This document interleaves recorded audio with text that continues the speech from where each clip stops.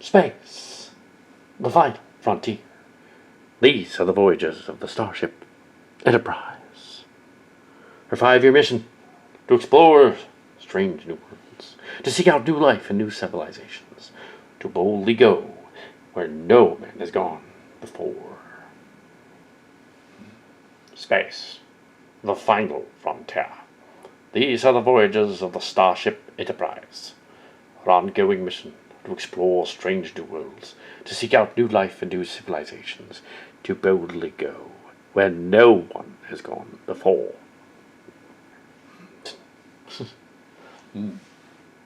Space, the final frontier. These are the adventures of Deep Space Nine.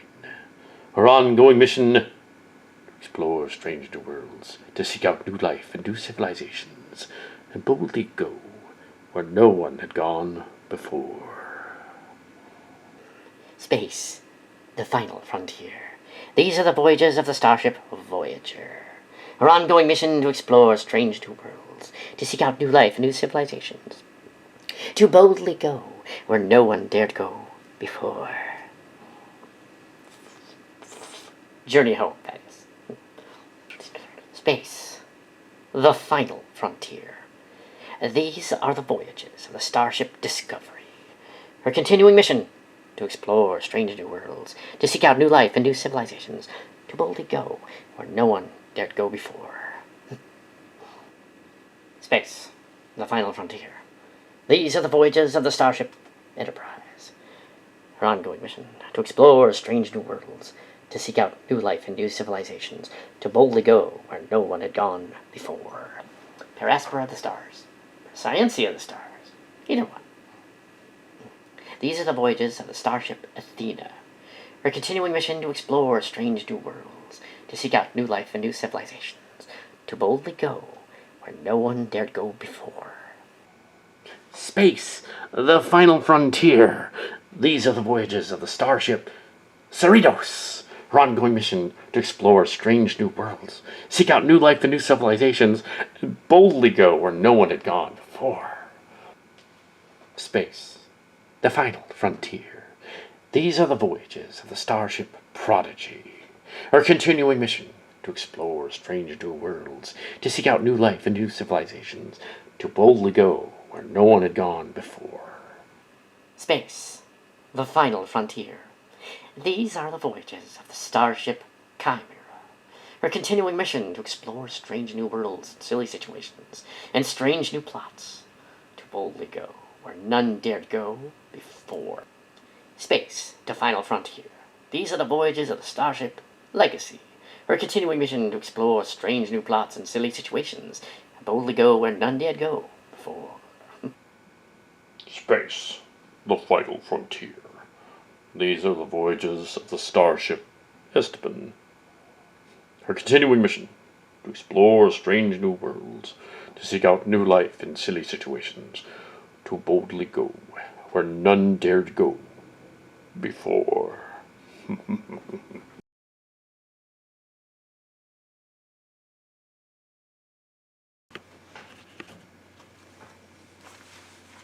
I decided to do this now, even though it's a month ahead in the past. In August here, because there's no one around, everybody's off the set, and I figured I want to do the Star Trek thing now. I already did the, this is the 60th anniversary thing, Star Trek. Currently, we're in Strange New Worlds, season 4, and I know something about the episodes that are coming up. But I won't reveal them. So this is the Edamacon thing, sort of an addendum to the animated version of the Star Trek thing. I chime in about the Star Trek stuff. So I'm wearing my Lower Decks top here, just the top. I'll probably do other stuff too, maybe. But I decided I would chime in on the Star Trek legend of they're approaching 1,000 episode stories apparently. the end of this season will be 1,000 episodes, way more than Star Wars has done. Yeah, a little younger show. That series started in '77. This is '66. So, yeah. So, yeah. Yeah, I don't have really much more on the details and stuff. I wanted to add some of that stuff to the fan film version, but thought to do it here instead, where it makes more sense. Yeah, I know where the backstory is and all that. I know I've been over that many times, so having to make it new and different and interesting. There will probably be other shows like this. So I think of something else. Or if more news comes in. I haven't been to Comic-Con this year. I haven't been to GalaxyCon either. That's coming up, but I'm not going this year. But next year we're going to at least to Fanime next year. But yeah, it's 2026. It's August today when this is recording. It's the 1st of August, and the show started in September of '66. I guess I could go over where it was like, because, or how does this relate to stuff? So as a science fiction person, I thought to chime in on one of my favorite shows, Star Trek, and you have the Cat and Cards things have done, Brown and Yeager things had done the Star Trek parodies and things for years. But where did it start? Where did it all start for me? I guess let's start at the beginning. The TV show aired in the '60s. My siblings watched it. My parents watched it. I was born in '70, and we were immediately watching the reruns. So I was an infant when the reruns were on, and the animated series. I was a toddler when that was on, the first animated series. 73, 74. Would have been like 3. So yeah, Trekkies going way back. There's old footage that has since been lost. Of course, there's a lot of footage that's been lost in my collection thing. It's just gone. Didn't save it. That there was a convention apparently when I was about probably around toddler age as well. 3 or 4. There was a big Star Trek convention in San Francisco. They went. I was there in the background, and although more visible from the video somebody took of this, one of the horror fans the Star Trek fans took a video. More visible were some of my siblings who have now passed, that were in the scene in the background. Recognized them. But yes, so that's cool. And the way that I'm gonna check those, that they were there. I had to have been there too. There was a movie in the '70s filmed in a hometown of Milpitas, the Milpitas Monster, and they were in that too. So my other sibling was still around.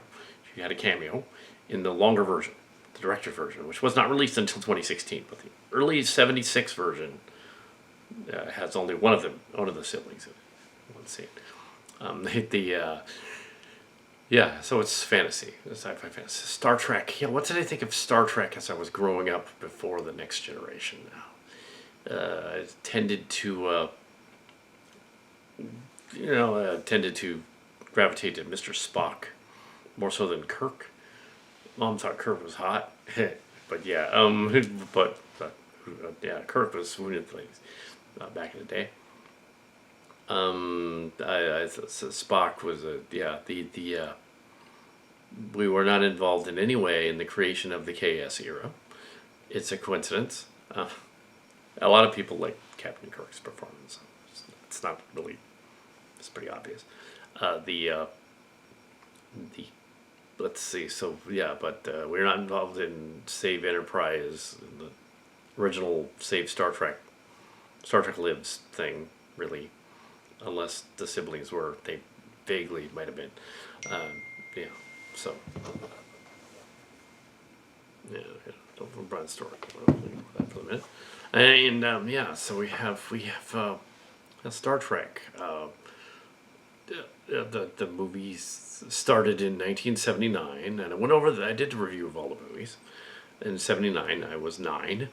So as a little kid, I couldn't stay awake during that movie. Fell asleep.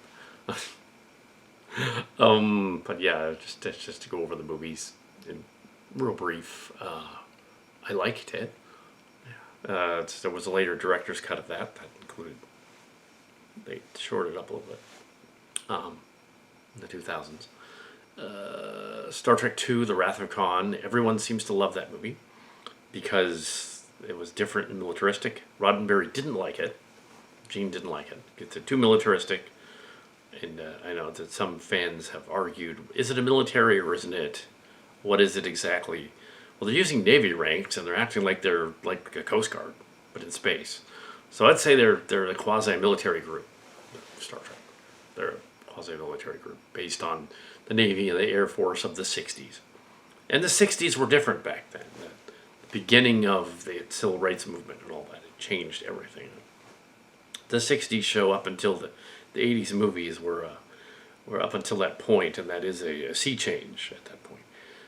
The show ended with this oddity, that Turnabout Intruder episode where they were like, which was kind of sexist, where they basically said, "Oh, a woman can't be a captain," and years later it's sort of retconned that it's like, "Oh, that particular woman can't be a captain," which makes a little more sense. But no, in the episode they were just being sexist. But as for race relations, they included a very diverse cast, very they call woke now, I guess, a very diverse cast. We had a black communications officer. You had a Russian navigator and a Japanese pilot. Yeah, in the 60s, like 20 years after World War II. To them, World War II was just in their recent past when they were, the crew on the ship were Boomer era people, the Boomer generation, and they were so they didn't like the hippies so much because they were a little younger and more annoying. So I didn't like the hippie. They didn't like the hippies. They made fun of them in the hippies episode. There were a few episodes that were terribly dumb in the classic Trek. But yeah, for the most part, 79 episodes, but they showed them in rerun all the time. And some of them were cut, some of them weren't.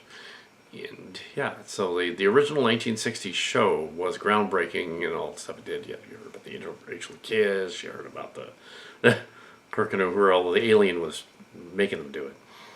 You heard about the other stuff. You've heard all the old stories about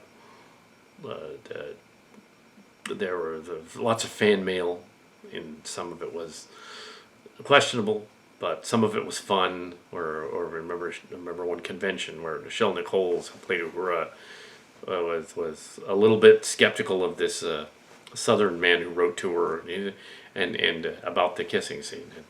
And actually, it turns out it was nice. The letter was like, I thought he would like that. So just like complimenting her on it.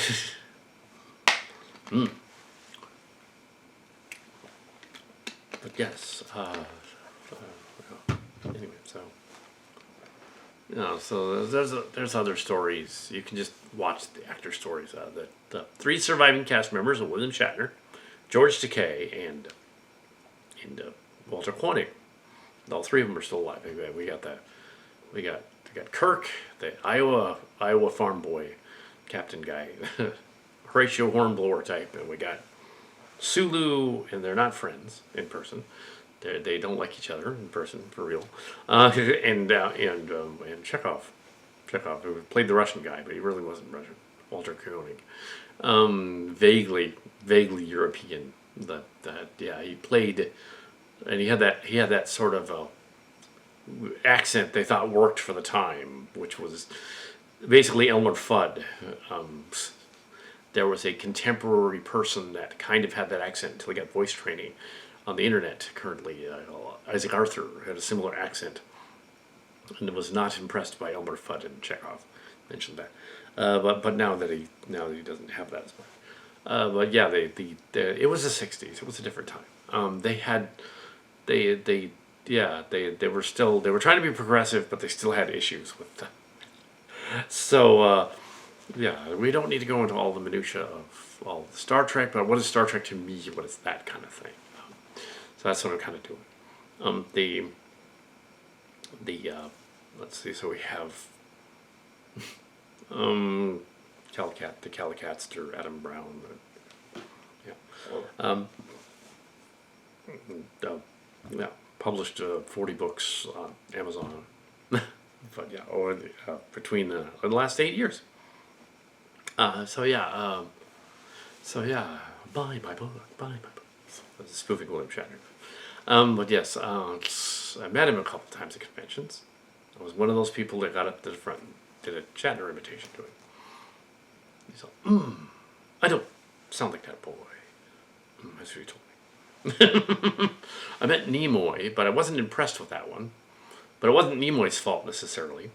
It was that I had the Nimoy convention decades ago. I had a bad cold and laryngitis, and everybody was being a dick. So it just wasn't fun. That one wasn't as much fun as the other one. But yeah, that was not their fault. So anyway, so we have Star Trek Creation Convention started later. But yeah, so the show had been canceled in 1969. And they were going to make a new series after the animated series. They put an animated series out. There was enough fan mail encouraging them to do the Save Star Trek thing, the Star Trek Lives thing. That they wanted to do a new show called Phase 2. And they had a couple of scripts. They had about a dozen scripts written for a new show. So whenever you have a bunch of scripts written, it doesn't mean it's going to happen. Anyway, so they have just a slight at the 10 scripts of the Orville that are written, although it's not going to happen. But yes, they're not going to do a new one. It's not going to happen. Yeah. But yeah, they had some scripts, which some of them later appeared in the new show, The Next Generation. Phase 2 became the movies. Phase 2 became Star Trek the movie, and Wrath of Khan and all of those, the Genesis saga, basically. They changed a few things around, though. Nicholas Meyer and Harv Bennett and them reinvented the series as you know it, the Berman era, the Berman and Bennett era. It's the reason it's called the Berman era and not the Bennett era. So the Bennett era was the movies. Berman era was the shows, the new shows. So by the time the Star Trek 2 rolled around, I was 12.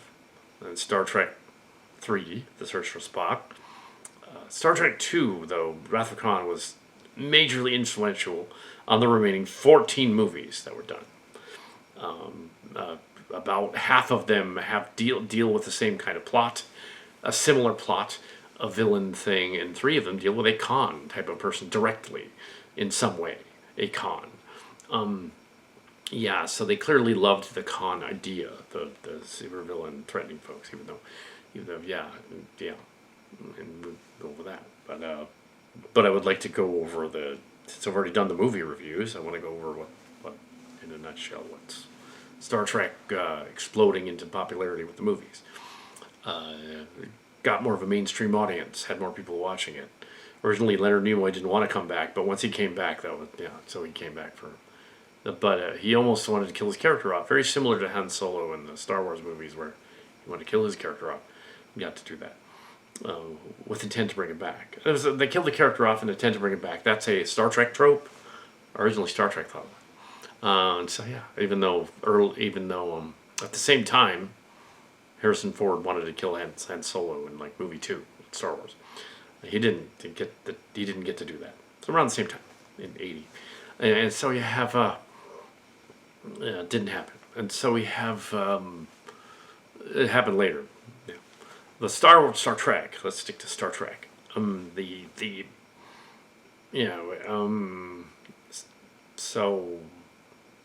there was Star Trek 4, The Voyage Home. And around the time of Star Trek 4, The Voyage Home, is also the birth and genesis of what became Silly Trek. The Starship locations, Silly Trek. On the playground at school.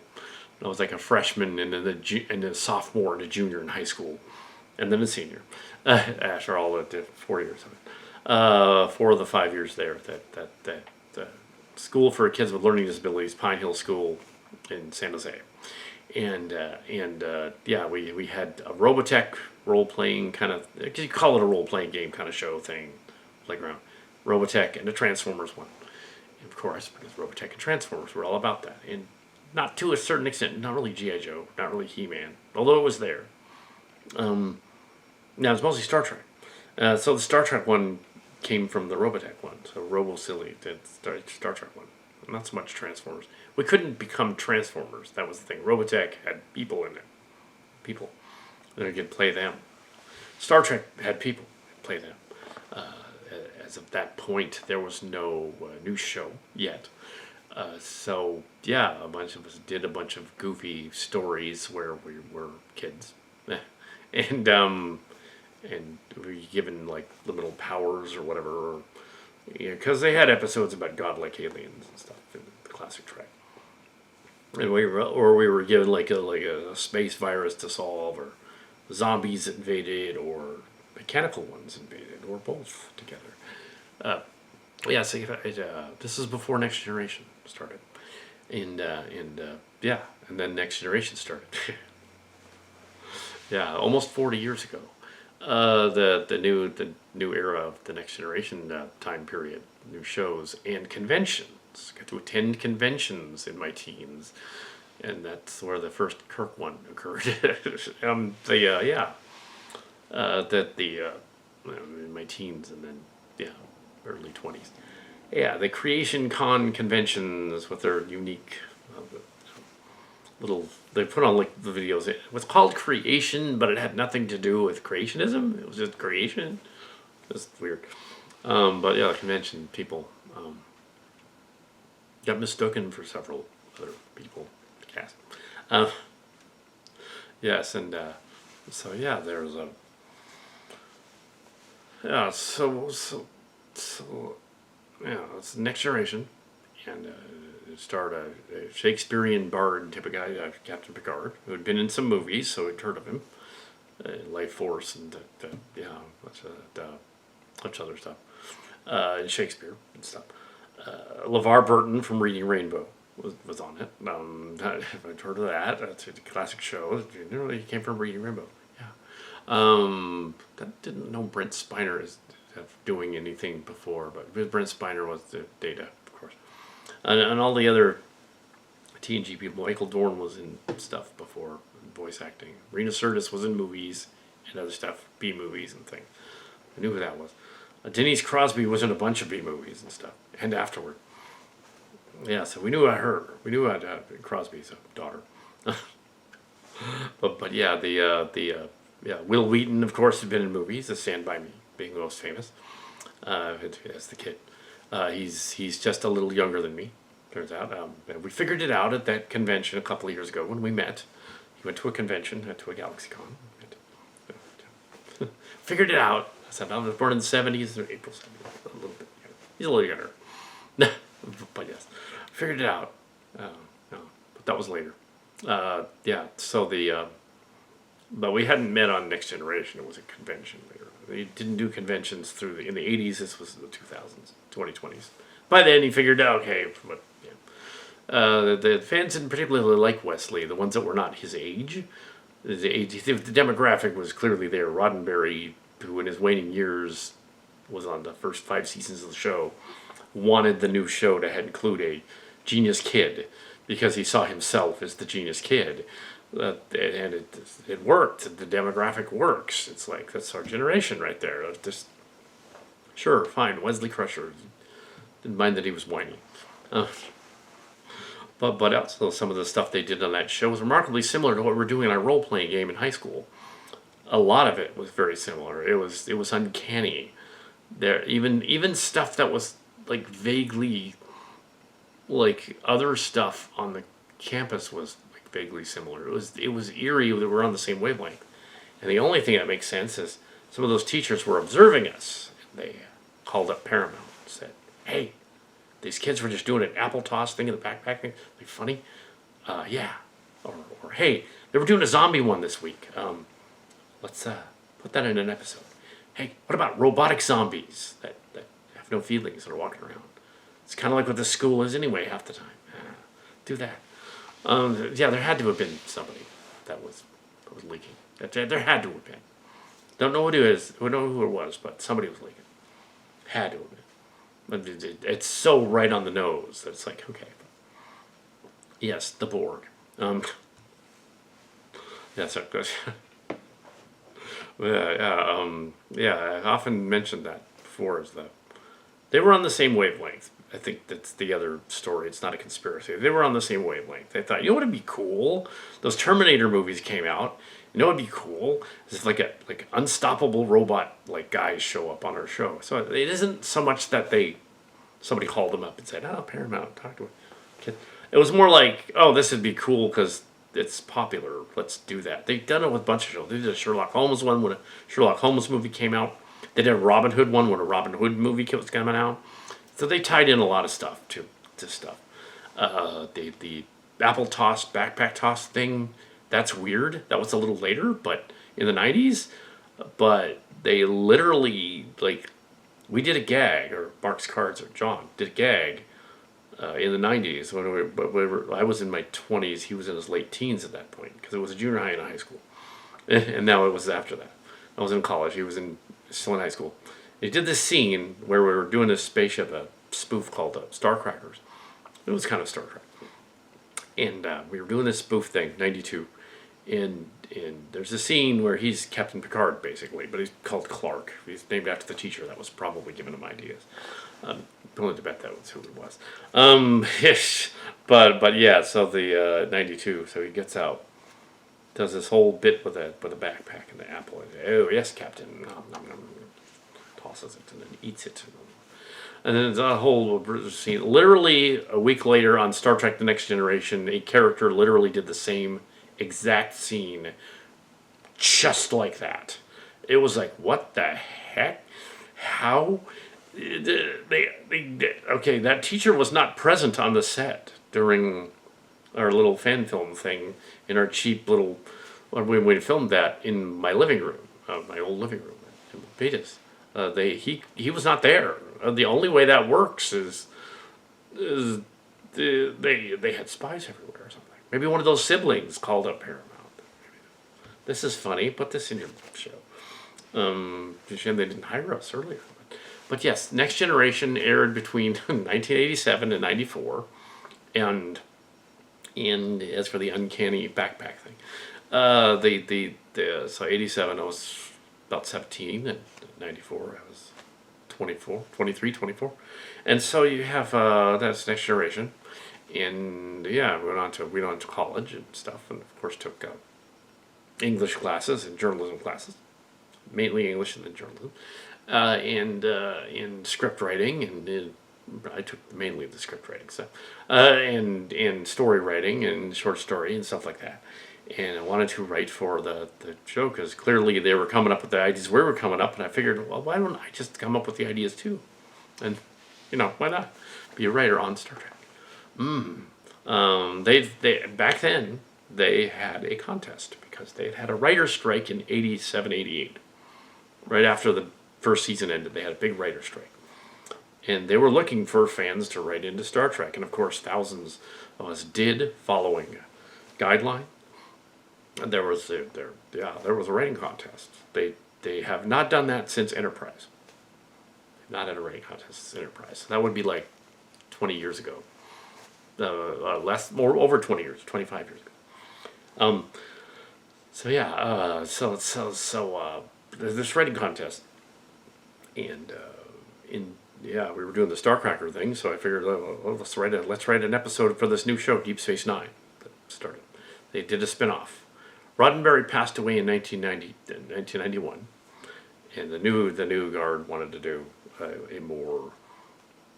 Yeah, Next Generation was. Let's discuss the Star Trek. Next Generation was about the Enterprise D, 78 years after the original show. The role-playing kids on the playground, they were not aware. Well, some of them were not aware that Next Generation was almost 80 years later in the timeline. It messed up the timeline ever since. And so Kirk and Spock and McCoy wouldn't meet Picard. They tried to a few times, but yeah, they would have had to have been older. The Spock could, his race is older. The Vulcans, they're older. They can live longer. They longer lived. Some of the other ones, if they went there, would be screwy.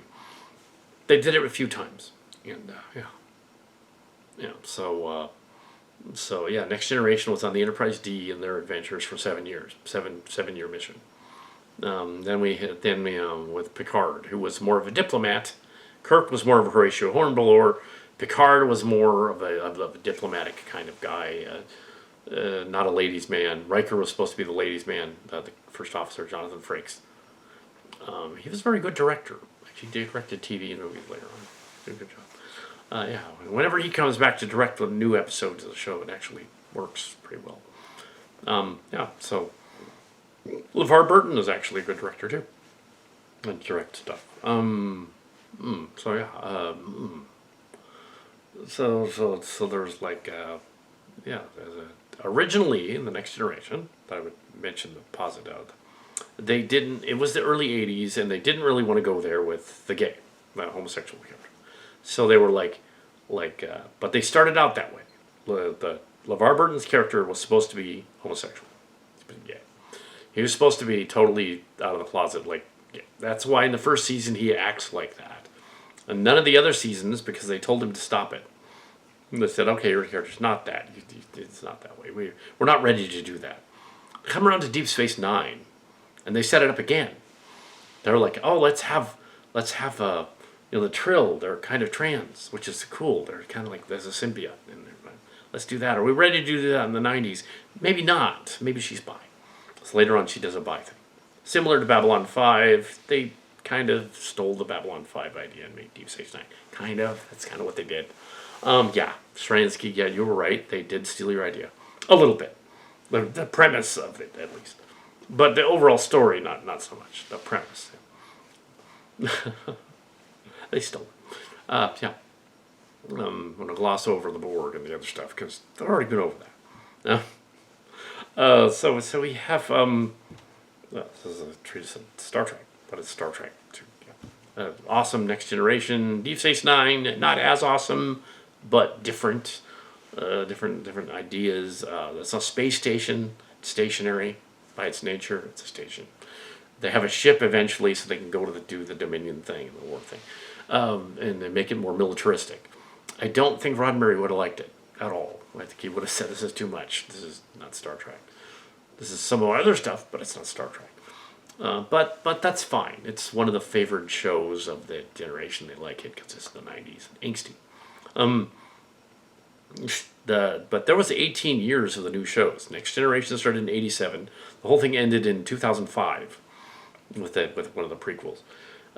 So yeah, you have Deep Space Nine, and you have the Deep Space Nine, the writing contest. Back to, and Deep Space Nine did something unthinkable as well. It had female first officer and black captain. He was captain of the ship, the Cisco. Avery Brooks had been known from other stuff. He'd been other things. Nana Visitor was on Days of Our Lives, I believe. One of the major soap operas. She was a character on the soap opera. She left the soap opera to be on the show. Michelle Forbes as Ro Laren was originally going to be in it, but she didn't want to be, so they casted her. They made it Kira instead. They changed things around. Originally, and the gay part is Garrick, and Garrick was clearly supposed to be not closeted at all. He's the gay tailor, which is kind of stereotypical, but yeah, he was the tailor.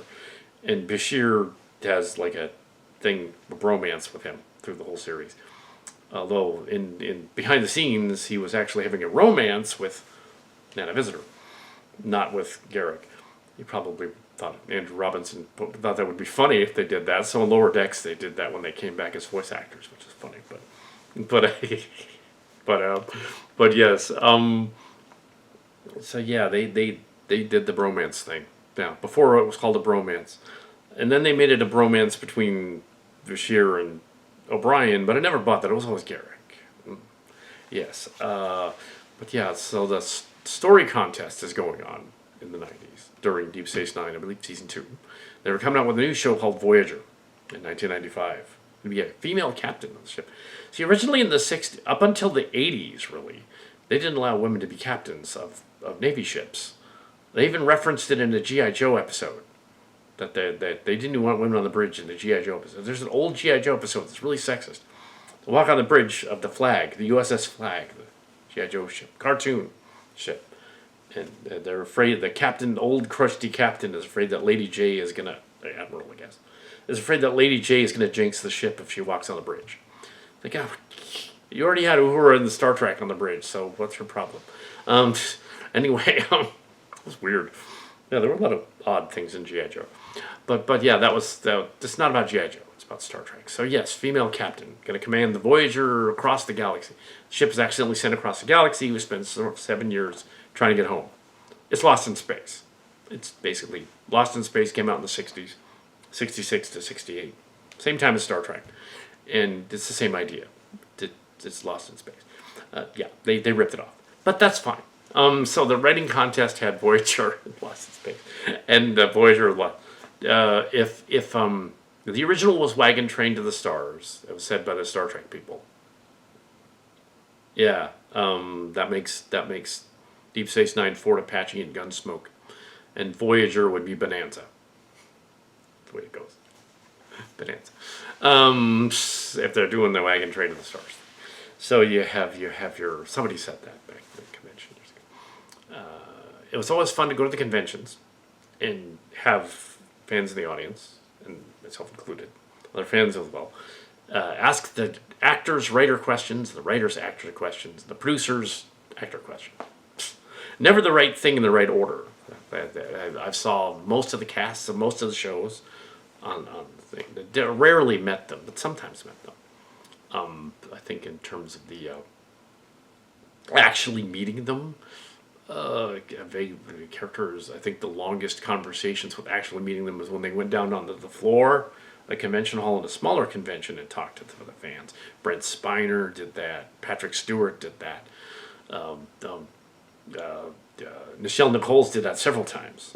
James Doohan did that. Scotty did that several times. And talked with him about the design of the ship and all that. That was very cool. He said, "Of course I know that there's not 78 decks on the Enterprise. That was ridiculous. Yeah. They should have asked me, and they didn't." But yes, but yeah, there was some screwy stuff in Part 5, but we won't go into Part 5. But the Star Trek 5. Yeah, also, I know the layout of the Enterprise. I know the layout of the classic Enterprise and the refit. And that impulse deck thing up in the neck is not the warp core. The warp core is down in the engineering section. And even though it's like 3 stories tall, it really isn't. And yeah, it's like 2, maybe. And it's in, there it used to go horizontally this way toward the back of the engines, and now they just moved it up, so it's right between the engines where the stocks go up. That's where it is. So it's just behind the shuttle bay in the engineering hall. Yeah, that's where it is. Yeah. That's where it is. Walked around in the shit. There it is. Let's see. That's where this is. You can kind of see it in the classic Trek and in the movie, the motion picture as well there. Because you can kind of see where they are, kind of that weird room with the things going down like this. In the classic Trek, even it's like, oh yeah, this is the very back of the ship, by the shuttle bay. It's clearly that's where that is. So if anybody's drawing it wrong, you're drawing it wrong. Anyway, so contest. Back to the writing contest. It happens, right? I write a script, and my friend Jonathan or Mark's Cards polishes it. I read it under our real names, and send it in, following all the guidelines for the writing contest. Deep Space Nine, Fearful Symmetry episode. So yeah, they 2 weeks later, 2 or 3 weeks later, they show an episode called The Ship, Deep Space Nine. They don't ever send the script back until the show is over. They sent the script back at the end. The show was over in 1999. It's like 1996, 1995, 96. They showed this episode where they reference parts of my script in the episode. So definitely, yes. Yeah, they were aware of it, and they looked at it at least twice. Yeah, they stamped it twice when they sent it back. What they did back then is they'd send the scripts back, and it would leave a note and stuff, and it would direct a rejection letter from Lolita Fascio, and yeah. The other one over at Voyager was Melinda Snodgrass. Yeah, one of the convention people that I talked to for more than 10 minutes was Melinda Snodgrass years ago, a couple of years ago at a convention. She was at a convention. I talked to her about the writing thing, the contest. She said, I was there. I would have looked at your Voyager script. Yeah, absolutely. If it came in. It was one of the people. So that was cool. But yes, but it was years later, so it didn't do any good to know of her afterward. Anyway, so yeah, I wrote a Voyager script as well, The Arbiter. They didn't really use that one, but they did use the DS9 one. They had lines quoted from that script, paper town style. They call it now paper town. So you stick some lines in your story that only your story has, so they then say them, and you're like, oh yeah, yeah, it's kind of like that. So they know it's your story, not someone else. That's how they caught the guy that stole Jingle All the Way. Is he put some paper town lines in there, some MacGuffins that only he had, and he's like, I can prove that this is, you know. Hollywood does that though. It just grabs scripts, which is why nowadays they don't do that. They just don't accept them at all. I didn't have an agent, so that was part of the problem with that. Although the now since lost note from the Deep Space Nine script, which was sent back in 1999 when the show ended, was that you have a firm grasp of the characters of Deep Space Nine. We just want to do something else with the Dominion and the female Vorta and all that, and yeah, we did something else with that, and you wouldn't have known because you would know because you weren't in the writers' room. Now the thing about the writers' room thing, Star Trek in production, because the production people discussed it. Usually, I think I've been over this, but I should probably go over it again. Yes, and when they're writing it, they often confuse the writers, the producers, and the directors, often because they're similar. You would think a producer wouldn't have time to be writing episodes of Star Trek. They would send one of their lackeys to do it. But yes, but back in the day when these shows were on, when Next Gen, Deep Space Nine, and Voyager, they're all kind of a trilogy of shows. Enterprise was a prequel, so it technically was not part of that trilogy, although it was still the Berman era. After 9/11, Berman era stuff. So all these, yeah, Next Generation, Deep Space Nine, and Voyager together. 1994, Deep Space Nine to 1999. Voyager, 1995 to 1993 to 1999 for Deep Space Nine. Voyager was 1995 to 2000, roughly 2000. And Enterprise was 2001 to 2005. And yeah, so you had Enterprise was a prequel. And we were involved in Save Enterprise in the final season, and it didn't work. We were involved in that. Yes. One of my late siblings, Yvonne, was proud of that. You did the Save Enterprise. We tried to do the Star Trek Libs thing. Yeah, you did too. Yeah, it didn't work. But you never know. So yeah, you have cool. So the 70s, yeah. I don't know if she necessarily was talking about the same thing, but she probably just meant she watched it. But that's fine. But yes, lots of conventions. Been to many conventions. Seen most of the actors. Aaron Eisenberg, late Aaron Eisenberg, Nog. Talked to him. He was chatting us up for the longest time at one of these conventions. He was down there. Him and the guy who played Icheb going on. That was an interesting scene. That was like a full 15 minutes of like just actor from Deep Space Nine. A little guy. Yeah. I wasn't quite a little person, but he was just short. Also, in terms of height, it's funny. That old story. We go to the conventions. Was revealed apparently recently by some fans, but I already knew it years ago. Next Generation had just started. It was like the 80s. I was a junior in high school, and there was a convention which had Patrick Stewart there, who was reportedly 5'10".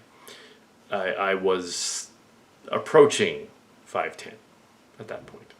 In high school, in senior year, early senior year of high school, yeah. So I was gonna be, I didn't go up much higher than that. I met Patrick Stewart. I'm in sneakers. He's in loafers. I met him. My dad said, he was the ex-mayor of Milpitas. He went out on the convention floor, and we were there, and he goes in there. There's Patrick Stewart over there. Let's go talk to him. Oh, dude. We're going to talk to Patrick Stewart, Captain Picard. And stood straight up. He's up to this. It's about that tall. I'm 5'10" in my socks. With shoes on, I would be almost 6 feet. Like that. Patrick Stewart. Hello, Mr. Stewart. He's 5'6", at most. 5'6". Same height as my friend Jonathan or Rex Cards. 5'6". That's how tall he is. Not 5'10". He's not. Well, now that he's older, he's gotten shorter. But no, this was when he was 48 on Next Generations. No excuse for your incorrect height requirement. Frakes was really tall. Michael Dorn is really tall. And another guy I met is Tony Todd. He's really, really tall. That guy, the late Tony Todd, was really, really tall. We were all impressed with the height of Tony Todd. And one of my friends, Jim Buffkin, was impressed with the let's say the allure of Marina Sirtis, much to her chagrin, I think. Yes, oh my. But yes, met Marina Sirtis too. Not so much Michelle Nichols, because by then the cast was slightly older than us, and we were like teenagers, so we weren't like rude or anything. But yeah, she was the older lady, so at that point, because it would have been the 80s, and she would have been like 50 at that point. A little over, 50, approaching 60. Anyway, so yeah, so yeah, this is some of the other ones. Yeah, it's sort of like when you meet people that were from the 60s, you realize that they're like grandmothers now, grandfathers. It's kind of an interesting thing. or they've passed. I've met Grace Lee Whitney and the Romulan commander and all that stuff. Talked to her for 5 minutes. Grace Lee Whitney, who played Janice Rand. Yep. In the early 2000s, I believe that was. Yeah. So. But yes, I did buy Shatner's book. It's over there on the shelf. Buy my book. And I Am Not Spock. I think I have both of those. I Am Spock and I Am Not Spock. Yeah, so. But just Shatner. I think I have Sulu's book too, I have Sulu's book. Oh my. I met him too. Oh my. But only briefly. Actually, I think I had more of a conversation with his husband than I did him. Didn't realize it at first, and then he introduced him later. That's my husband in the audience. Oh, okay, cool. That's bad. Anyway. Oh my. Like, yes, exactly. As it turns out, George Takei was the first gay Star Trek character. Super. He's actually gay the entire time. No one knew. Oh my, as you would say. That isn't why they had a falling out. They had a falling out because Shatner is kind of a dick to his co-stars. That's why. But yes, Shatner is fun though. I was an old guy a couple of years ago. He was fun this time around. Anyway, so they'll come on to Enterprise, and so yeah, the writing. Okay, at the end of Voyager. They sent back the Voyager script too, which was stamped a couple of times on it. And they sent back the 2 scripts. Usually they don't do that anymore. So they sent them back. The Voyager one said, they were just season 2 of Tuvok. Snodgrass signed it. Season grass of Tuvok. They were like, okay, we liked this episode about Janeway like orbiting the thing. That was cool, but there were just too many Tuvok episodes in season 3 when we got it. When we got to the pile. Like, this would have been okay, like, in season 7, but, sorry, it was good, though, it was good. But, yeah, they could have used it in season 7. Save it for Enterprise, do it in Enterprise. Okay, we'll do it in Enterprise. They did. One of the pocketbooks later did a Fearful Symmetry version, in title only. That was not mine. I did a Borg one for Strange New Worlds, the book series as well. Yeah, they didn't use that one either. The Borg version. They just stole the title. Of course they did. But yes. Yeah, we thought of the Borg before the Next Generation started. I guess it doesn't count really because, yeah. Anyway, but then they stopped the writing contest. And they don't do that anymore. And they said, okay, no unsolicited scripts, we're getting too many of them. As detailed in the movies Trekkies and Trekkies 2. Which Trekkies 2 discussed that writing contest. And they're all like, we're not going to do those anymore because we got like 1,000 scripts and all of them sucked. And most all of them sucked, and they had like Mary Sue stuff in them. Some of them did get produced, and some of them did become producers and writers on the show. Some of them became very famous writers and producers on the show. There's a guy named, Fuller. Yes, Fuller was going to do Discovery. Wrote the pilot to the 2017 Discovery show. He was on Next Generation, DS9, and The Little Voyager.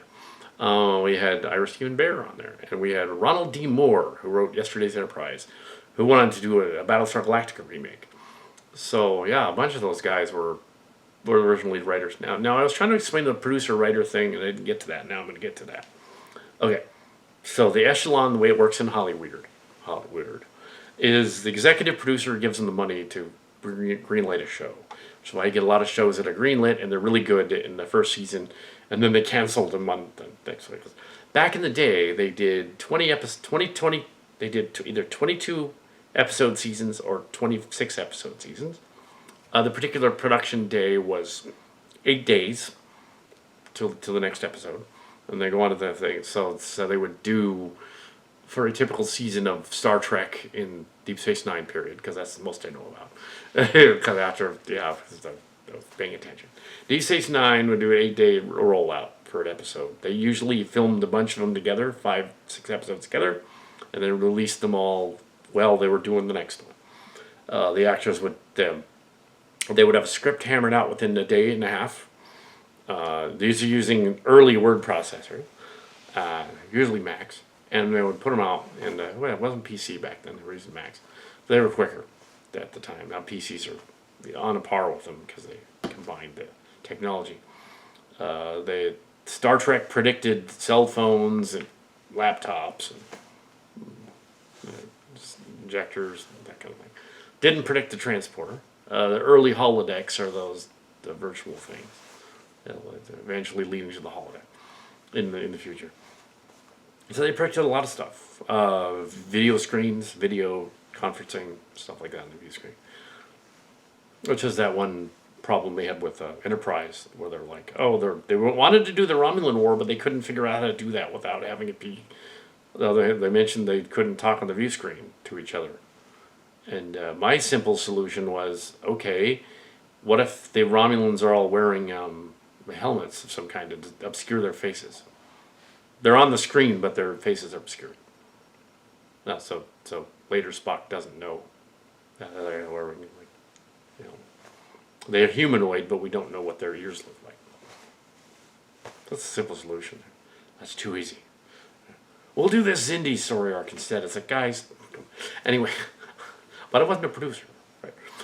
So they have I didn't have any say at all. I wasn't there in the writing room, so... But yes, so the executive producer handles the show and the story. Sometimes they're allowed to go to the writer's room and write, but they're probably just giving ideas. Someone else is writing it, and they put their name on it. Usually it's them producing it and not writing it. Michael Piller was another famous one from the TNG era. The late Michael Piller, yeah. And his son wrote that angsty Q Voyager episode in his 20s. He's my age, apparently. The angsty Q episode, which started out as blatantly a Mary Sue and a nepotism thing, where they're like, I'm going to let my kid write for Star Trek. It's great. And then, of course, Leonard Nimoy got into the act. Said, Adam Nimoy, I want you to go down and write a Star Trek episode. So his son wrote an episode of TNG because he got to direct it. I think he directed it. Yeah. But yeah, that was that weird time travel one with the time-space frozen thing. The Klingons and the Romulans are on the ship, and there's like time-space is frozen. Yeah, that was a strange one. That was Next Gen. It was nepotism. Shatner put his daughters in Star Trek 5 and 6. The background. But sure, why not? If you got it, use it, I guess. The producers provide arrange the funding, backing, get the directors, assign the directors to the stuff. They have a head writer, a chief writer, over that, sort of a writing director. They have various directors for various departments. They got your costuming director, your Foley, or the producer Foley guy. That's the sound. You have your weapons guy, the armor. You got the weapons if you have any armor, any weapons. You've got your stuff like that. You've got various departments. Costuming, big department. We knew of some of the costuming people through the stories and the other ones. The William Thies, the other ones they knew of them. And the stories that the friends from the cast got to be who came about through the church group indirectly, and had retired at that point from Hollywood. Had been in a bunch of stuff like E.T. and in Babylon 5 episodes. He was in some Babylon 5 episodes. And he had been on Relics. He's in Next Generation, somewhere in the background in Relics. And he was on the bridge and he saw Mr. Fusion was controlling the warp core because there was junk inside it, like food garbage. Half a donut and a cup of coffee. That's funny. So yeah, he was on Relics with that Scotty episode. The Dyson sphere thing. Yeah, so no, and he was on E.T. He was the guy that turned the cop car lights on, wasn't supposed to. But yes, I can also tell you about his captain's chair ideas. So we're getting into the 90s and the 2000s, so it's relevant. But first, let's go to the producer director because we're talking about that. Okay, so under the producers, the director. There may be a director of photography as well. So there's a group that does the photography, which the line of sight stuff should be handled by the director of photography. Should make sure they get the line of sight right. In modern movies, they don't do that. They use different kind of cameras now. Back in the day, they used these really, really bright, intense lights and these to get the photorealistic cameras. One of the reasons they were able to put Next Generation in a special edition is they had film. They were using film to do that show. They had 70mm film, 35mm film. They were able to blow it up. Episodes of Next Generation, just like they did the classic Trek. But Deep Space Nine was shot on video. So was Voyager. So they can't upgrade it. I wanted them to during the Trek core years do an upgrade anyway, but it just never quite looked right. So they didn't. In the 2000s, the 2010s, the 2010s, the early 2020, when that closed down. So yeah, but they didn't end up doing that. They couldn't get that together. So you have the writers, and you have like I had any say at all. Come on, I was a writer. I didn't have any say. Okay, so yeah, they always often blame the writing for the story, but the director signs off on that shit. So it's the director's fault. The producer signs out on what the director does. Maybe the producer's busy; he doesn't have time to look at the scripts. The showrunner should be looking at the scripts to make sure they don't suck. But maybe he doesn't have time. Maybe his secretary does it. Lee Fajo was one of the secretaries. She was one of the script coordinator. There's always a script coordinator. That's right. The script coordinator, Fajo, Lolita Fajo. Not to be confused with other Lolitas. That was just her name. Yeah, it's not like that weird fashion thing that's kind of named after that awful movie. No, that was her name, Lolita Fajo. That was her name. And Melinda Snodgrass and Jerry Taylor of Voyager, and those people were showrunner or producers, script coordinators, script director, that kind of thing. They're above the script writers. The script writers are just the writers that write the stories, like those two spec scripts. I was a script writer. I wrote a DS9 episode and I wrote a Voyager episode. They only wanted a small piece of it, just enough of it to get away with it. So they used it.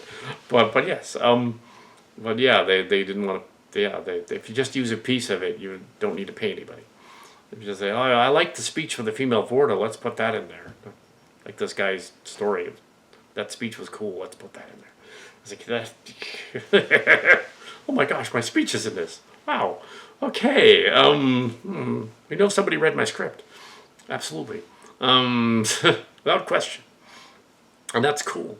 Yeah, in the lexicon of why the female Vorta exists. I just wanted there to be a female Vorta because I was tired of Wei-Yun appearing and getting killed and then coming back, like Kenny from South Park. Later on. But yes, but yes, so that they had. Although Jeffrey Combs is awesome, he was in a bunch of stuff. He was in a bunch of horror movies and things. The Voyager ones, they were awesome too. Robbie McNeil from Voyager, he was in yeah, the He-Man, the 2000, the '87 He-Man movie and some other stuff. I look a little like him, which was fun at Star Trek Experience. Some fans were like, "Oh, is that Robbie McNeil?" No, I'm not even related to him. Take my picture if you want to, but I'm not related to him. Well, I look more like him than Data. And liked the character so much that we included him in our fan films and our later stuff as Nick Locarno and redeemed him and all that stuff. Then Lower Decks sort of did their own thing with that. We've been over that though. So yeah, the writer is on the lowest turn of the echelon in the writer's room thing. That's basically what I'm saying about the writer. The writer is not in charge of the story. The writer is at the lowest level. So if the writing was bad, it went through revisions and stuff, and no one noticed for whatever reason. Because and if the photography's bad, the director of photography was asleep. Something happened. And they light things differently now than they did back then. They have digital cameras that don't pick up light the same way that regular cameras do. And when they want to frame a scene, they got to frame it correctly in the scene. So, frame it correctly. Oh, okay. The other story is fan films and future and other stuff that later on happened. I've been to dozens of conventions, maybe, gosh, more than 20 of them. Star Trek conventions every spring, every summer. Fanimes every spring, every summer. That's kind of related. That I've been to the San Jose Comic Con era when we had a Comic Con in San Jose for a couple of years. I mean, the Galaxy Con's the newest one. I'm missing this year though. Saw a big Star Trek thing. I went to the 2017 one, and it's crazy. So yeah, a lot of stuff, and so yeah, I've been to all of those, and we went to the conventions, and we thought of new stories, and we continued the fan films and a role playing game, I should say, before fan films, in the '90s when the Star Crackers thing happened, and when Mark's Cards or John and I eventually he went on to college after me. He was 3 years younger than me. So he went on to college after me. Went to the same colleges. Went to Evergreen and San Jose State, and they became instrumental in the characters in journalism and English. Became instrumental in Starship Locations. Silly Trek evolved into Starship Locations, which started in the 1990s, after the other stuff. Starship Locations was the role-playing game to the present, really, in some form or another. In the 2000s, during Enterprise, we did a Next Generation era 2380s series that seems a lot like Lower Decks, and and we had the Locarnos and all that stuff. We had all this other stuff coming together: the Locarno thing, the Sarah Esteban thing, and all that, and the fan films. And meanwhile, the stories were doing their own fan film. So Joe Charisman, who knew the costume people, going to do his own fan film in Vegas, and there was an NDA, and there was a script as well for one of those, and there was a script. I wrote a script for that, and what happened there was so there was going to be I was going to be in a live-action Star Trek fan film. I was going to call it Star Trek Excalibur. I was going to be in it and write a script. I was going to be in it. I wrote a script. One of the people, and Star Trek Excalibur, and they were going to rebuild the Excalibur. They got somebody to do a new model. They got some sets. They started building them. It was TOS era kind of, but slightly the motion picture halfway between. Probably would have looked more like the Star Trek Phase 2 ship. Actually, that's probably what they should have done. They didn't.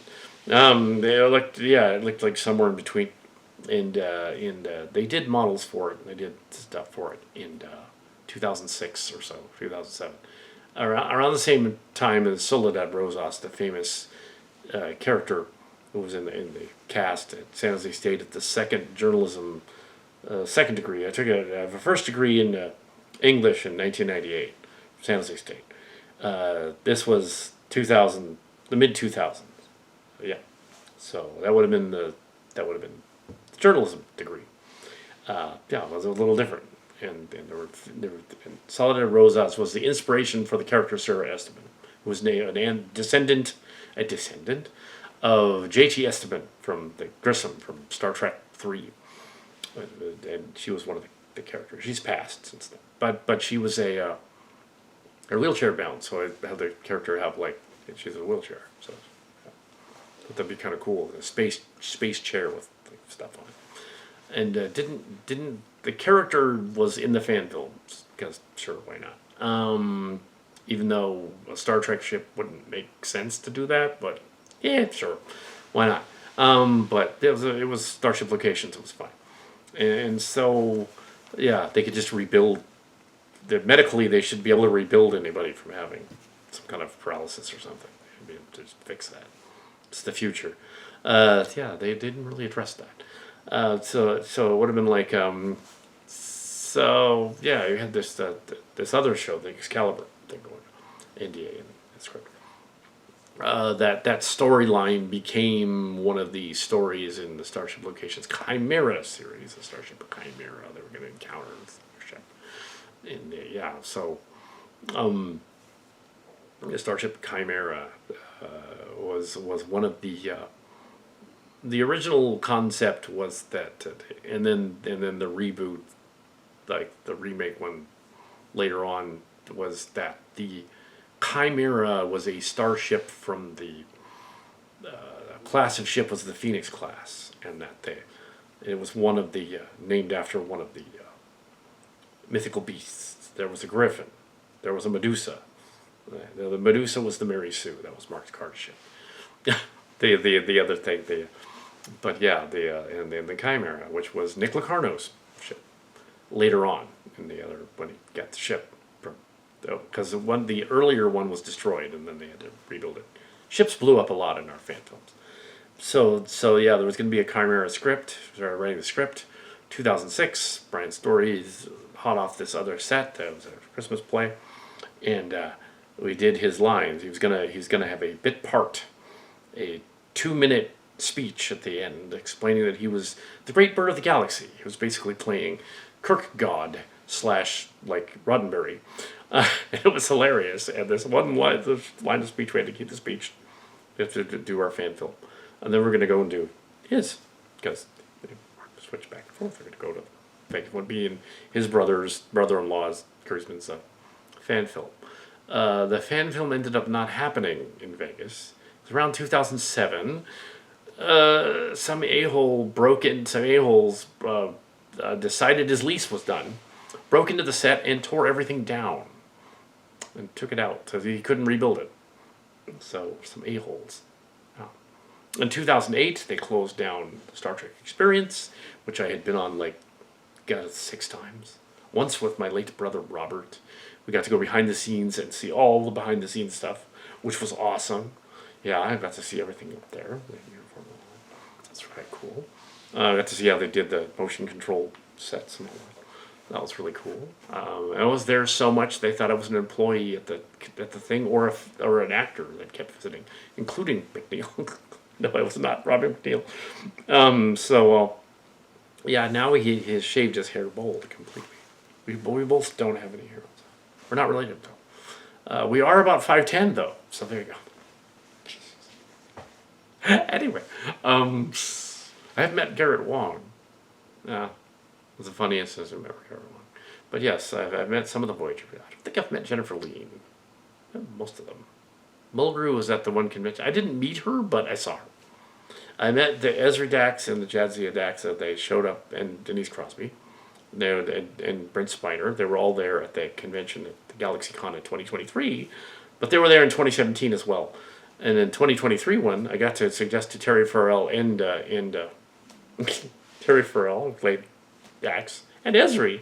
The other one, Nicole DePauwer, who's my age. Terry Farrell's a little older. I won't say how old they are. Go look it up. You guys should have been on stage together. Yeah, so I know we should have. I didn't do that. The 2 Daxes and the Yar over there. All 3 of you. No. Although Denise Crosby was given a margarita pizza which was funny up on the stage. These are hams. They ordered a pizza. It's funny. I'm gonna eat this pizza while I'm up on stage. That's a Crosby for you. Anyway, so we have and Will Wheaton was hilarious. He should have been at conventions earlier. He's like, oh yeah, I shipped the other characters from the other show. Like, oh dude, oh. He acknowledged the Chimera stuff at one point on the early Ready Room series, like early on, like first or second episode or something. He's all like, yeah, I've seen some of these fan films where they ship like I do, and they ship me in the Traveler. In this one guy's fan film, it's canon. It's canon with the Traveler. Because you know that guy was into me. But yes he was. Oh my. Yeah. Now Brian's Mr. Story was instructed to build the captain's chair for the set. So the captain's chair was not lost. It was nearly finished. And yeah, he said some of the parts on this thing are funny because like you have parts from appliances stuck to it. And this came up on an Adam Savage blog. I have seen Adam Savage too a couple times. One time I saw him in a Naruto costume. I recognized him in the alien costume because of the way he walked. The second time I saw him, he deliberately walked a different way, so I had to recognize him. And Mark's cars recognized him. Only when he took the hat off. But yeah, he was doing the Silicon San Jose Comic Con thing with the laws now, back in the days, and then they couldn't do it anymore, so they call it Silicon. They couldn't call it Comic Con anymore because the Comic Con people got mad and said, "No, you can't call it that. It's not really Comic Con." They should have made a deal with them. It's a bigger venue than San Diego, and there's more hotels. They should bring it back as an official, legitimate San Jose Comic Con. Yeah, and you would just go to San Jose and be near the hotels. It's bigger. Go there. It's San Jose. Yeah, absolutely. It's a little bigger than the San Diego one. Yeah, they'd probably be more efficient too when you go through the line con because they'd have the remotes on your phone. Yeah, they should, but that's another thing. And so he had the captain's chair. He's appliance thing. He mentions it on his blog. He's looking at the little miniature of the captain's chair. And I said in the comments, those buttons, the hot and cold and button, looks like a blue button, a red button, and yellow, orange button. Those are off of the Kenmore dishwasher. It's a Kenmore. The captain's chair is a dishwasher. Yeah, and because later on, Sears and Kenmore and all those came together. But back then in Whirlpool, they weren't. It's either Kenmore or, I think he said Kenmore, that Kirk said years ago. It's part of a dishwasher. Very clever. There were a lot of buttons for all sorts of things on the bridge. They built a mock-up of the bridge. I've seen the full-on Star Trek The Tour OG bridge. It's awesome. Yeah. And they could totally have updated that on the new show. But yes, but this fan film thing, so he had the capture. And the new show started in 2017. I'm going to skip over Star Trek Beyond and all those other things, but I at least to mention, okay, J.J. Abrams brought it back in 2009. And not only did he bring it back, he was a Silly Trek fan, Starship Locations fan. Very obviously, the new people are fans of our fan film, among others, of course, because he did in Star Trek 2009 an exact, shot for shot imitation of that scene from Starcrackers. Before it was on YouTube. It wasn't on YouTube yet. Unless it was on the early YouTube channel. He did it. He had a young Captain Kirk, they did a prequel, reach into a backpack on the bridge of the Enterprise in the simulation, pull out an apple, and start eating it and cracking jokes. That's exactly, years ago, that's exactly what, in 1992. And then again, I guess, later on the Next Generation. Now, my guess is he was copying the Next Generation one, which did it too, and just not knowing where it came from, so he decided to homage the Next Generation one, not knowing that it goes back to Starcrackers. It's in Starcrackers. And then when they released the Starcrackers was on video in the 2000s before the special edition 2011 2012 one came out. And then we finished it. It wasn't completely finished. It never was until 2012. And so the version that he saw was the hour-long version that was on video from the 90s. He saw it. Apparently he saw it, and he was like, I want to do this scene where the kid picks up the apple. That was cool. He eats it. This is cool. Let's put that in my Star Trek movie. I practically lost my shit. I was laughing so hard. I had a late brother in the audience. He's like, I'm going to sit over there. Anyway, I was like, oh my god, that's our scene. That's our scene. But yes, so that's funny. No. Of course, there was a Borg movie. Yeah, so indirectly we've influenced the Star Trek as well. The newer, yeah. And there was a guy trying to pitch to Star Trek in 2015. We won't really go into that. Just let it be known that by 2015 you could not pitch to Star Trek. By 2005 you couldn't pitch to Star Trek. There were guidelines that were put out in 2016 that said nobody can pitch to Star Trek unless you're famous and have an agent. We will throw your script away. Literally, we will toss it in the trash. We won't send it back. Not like back in the 90s. Oh, we'll toss it. So that's they said they'll toss it. We will not talk to you. So that guy on the internet that wrote a fan film script and was harangued, Mr. Gamelt, he didn't pitch to Star Trek. He was given a cease and desist. They wanted his website because they wanted to use it for Star Trek Beyond. They didn't want to be confused. That's all that happened. Anyway, that's something else. That's not related to this. Related to Star Trek, though. Did kind of influence some things. Influenced a lot of discussion about Star Trek fan films. Who is actually the writer of the show in a given place. Well, this guy was not a writer on the show. He was just a fan. And we're all just fans, so that's fine. Yeah, so yeah, we have a long entire Star Trek legend here. 2017, they're going to do a new show. They used the Ralph McQuarrie, Star Wars guy. Enterprise variant. It was going to be the Discovery, new show. It's Discovery. It was going to be a prequel again. They need to stop with the prequels. There was going to be a main villain.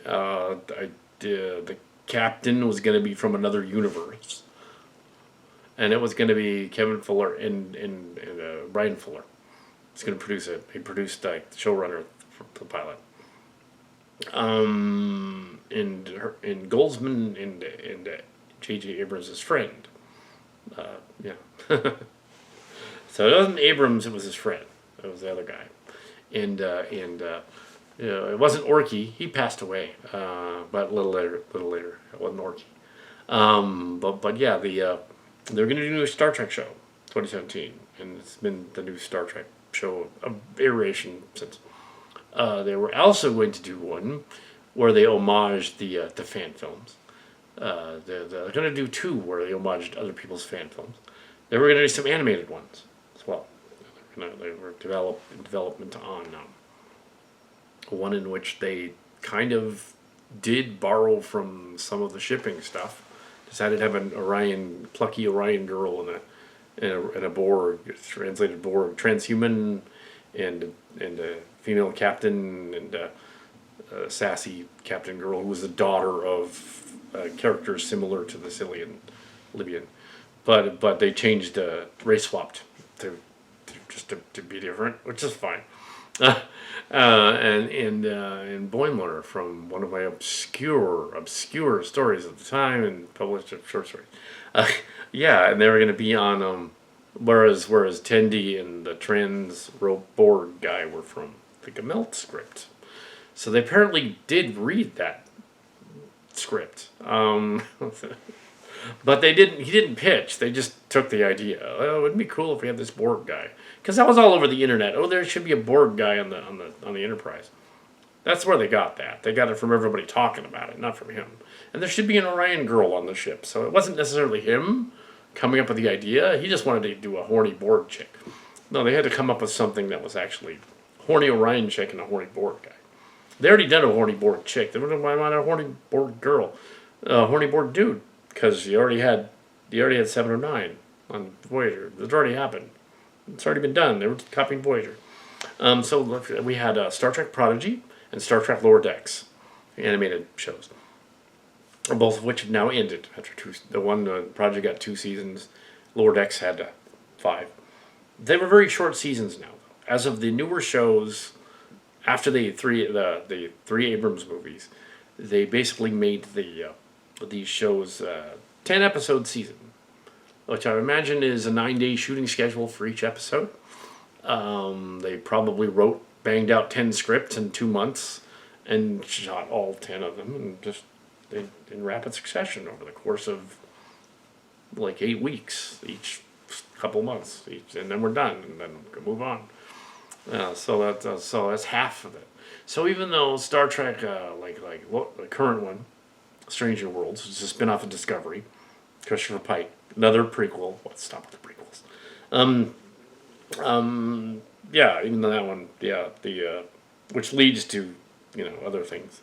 Wheelchair-bound Pike at the end. They need to, they they need even there the 1000th episode of Star Trek will be the final episode of this season of the 1000 episodes of this series, the 40th episode of this show. If this was the classic era for Strange Worlds, if this was a classic era, then and Discovery ended with 5 seasons. So 5 seasons. That's only 50 episodes. So back in the day, that would be only 2 seasons. The 26 episode season would be 2 seasons. So they've really only done, in terms of the years and years, 40 episodes when they get to the end of this. But yeah, they're counting the animated ones. But clearly Mr. McMahon who was one of the people from the Rick and Morty. It's a Rick and Morty guy. Clearly he's either a fan of Starship Locations or he went to college with us and knows all of the connections between us and Silly Trek and all that. We just didn't know. Maybe he's using a stage name now. But man, he even referenced the Locarno thing. He said, okay, this can't happen because our version of Locarno went into it, got a Genesis device and blew up in 23, our show was a prequel in the 2380s, and it's like, okay, yeah, he goes to the Genesis planet, and he's gone. But he did say he left an out there because Beckett Mariner, the commander lady, who could not have met Nick Locarno or Wesley or Cheeto Jackson. She couldn't have met him. So that scene that whole episode didn't happen because she's too young. Because if her character is literally the same age as her actor, she's supposed to be 40 in the story. Yeah, and Will Wheaton at the time was 53. Then she would have been 11 at the Academy, and that's not likely. They didn't establish that she was a prodigy, that she was 11 at the Academy. So she didn't meet Wesley at the Academy. So that whole thing with her meeting Cito and being sad about Cito and meeting Locarno and then going on a Locarno adventure, she wouldn't have known any of them. She could have been on the Enterprise D, we'll give her that. But she is named after his sister and whatever. And the character of Freeman and Mariner are clearly the mother and daughter characters of not necessarily the Elysian from Silly Trek, but Angie and her daughter. That's what it's supposed to be. And it was like, well, she's white, but in this version she's not. Then that's fine. That's perfectly fine. Recast. It's fine. But yes, they can recast. No, they didn't really get the fan films and look them over. It's just a weird coincidence. Prodigy was not like that so much, although Will Wheaton showing up in the second season kind of was. And they ship in the fan films as well. They ship them too. And they're in their 20s really. They're just plain teenagers. Uh, except for the youngest one, Rock Tog, but we don't include them in the fan films because it's the youngest one. We don't include her. But yes, their Star Trek has been infamous for aging up or aging down characters at various ages, and so we won't go into that. Star Trek it's the nature of the film business too. When they do that, they're like, okay, we can't cast an actual baby after someone's born on the show. It ruins it anyway. So we'll cast someone that's 3 or 4 or 5 or 10 or whatever to play this person, even though it doesn't make sense. It's just easier to work with that character. So that's fine. Yeah, so I'm not a producer on that. So this fan film guy. Yeah, our fan films were released starting in 2019, and as well as the books, and all of my books and stuff were in 2019. And Starship Locations has taken off ever since, and we've done that along with the Berman era here and all that. They probably think we're shills for the current Berman era stuff, but no, if we were, the channels would have a lot more views and a lot more subscribers. It's fans. There's a fan film thing. Our stuff was done. That thing with the Kirk Godin story, 13 years later, there it is. It finally came out. You can see him doing his line as the great bird of the galaxy. And he returned for an episode of the zombie story arc. So, as one of the zombies. But yes, he had like a line. I believe the line was brain. This is the arc. So that's it. Brains.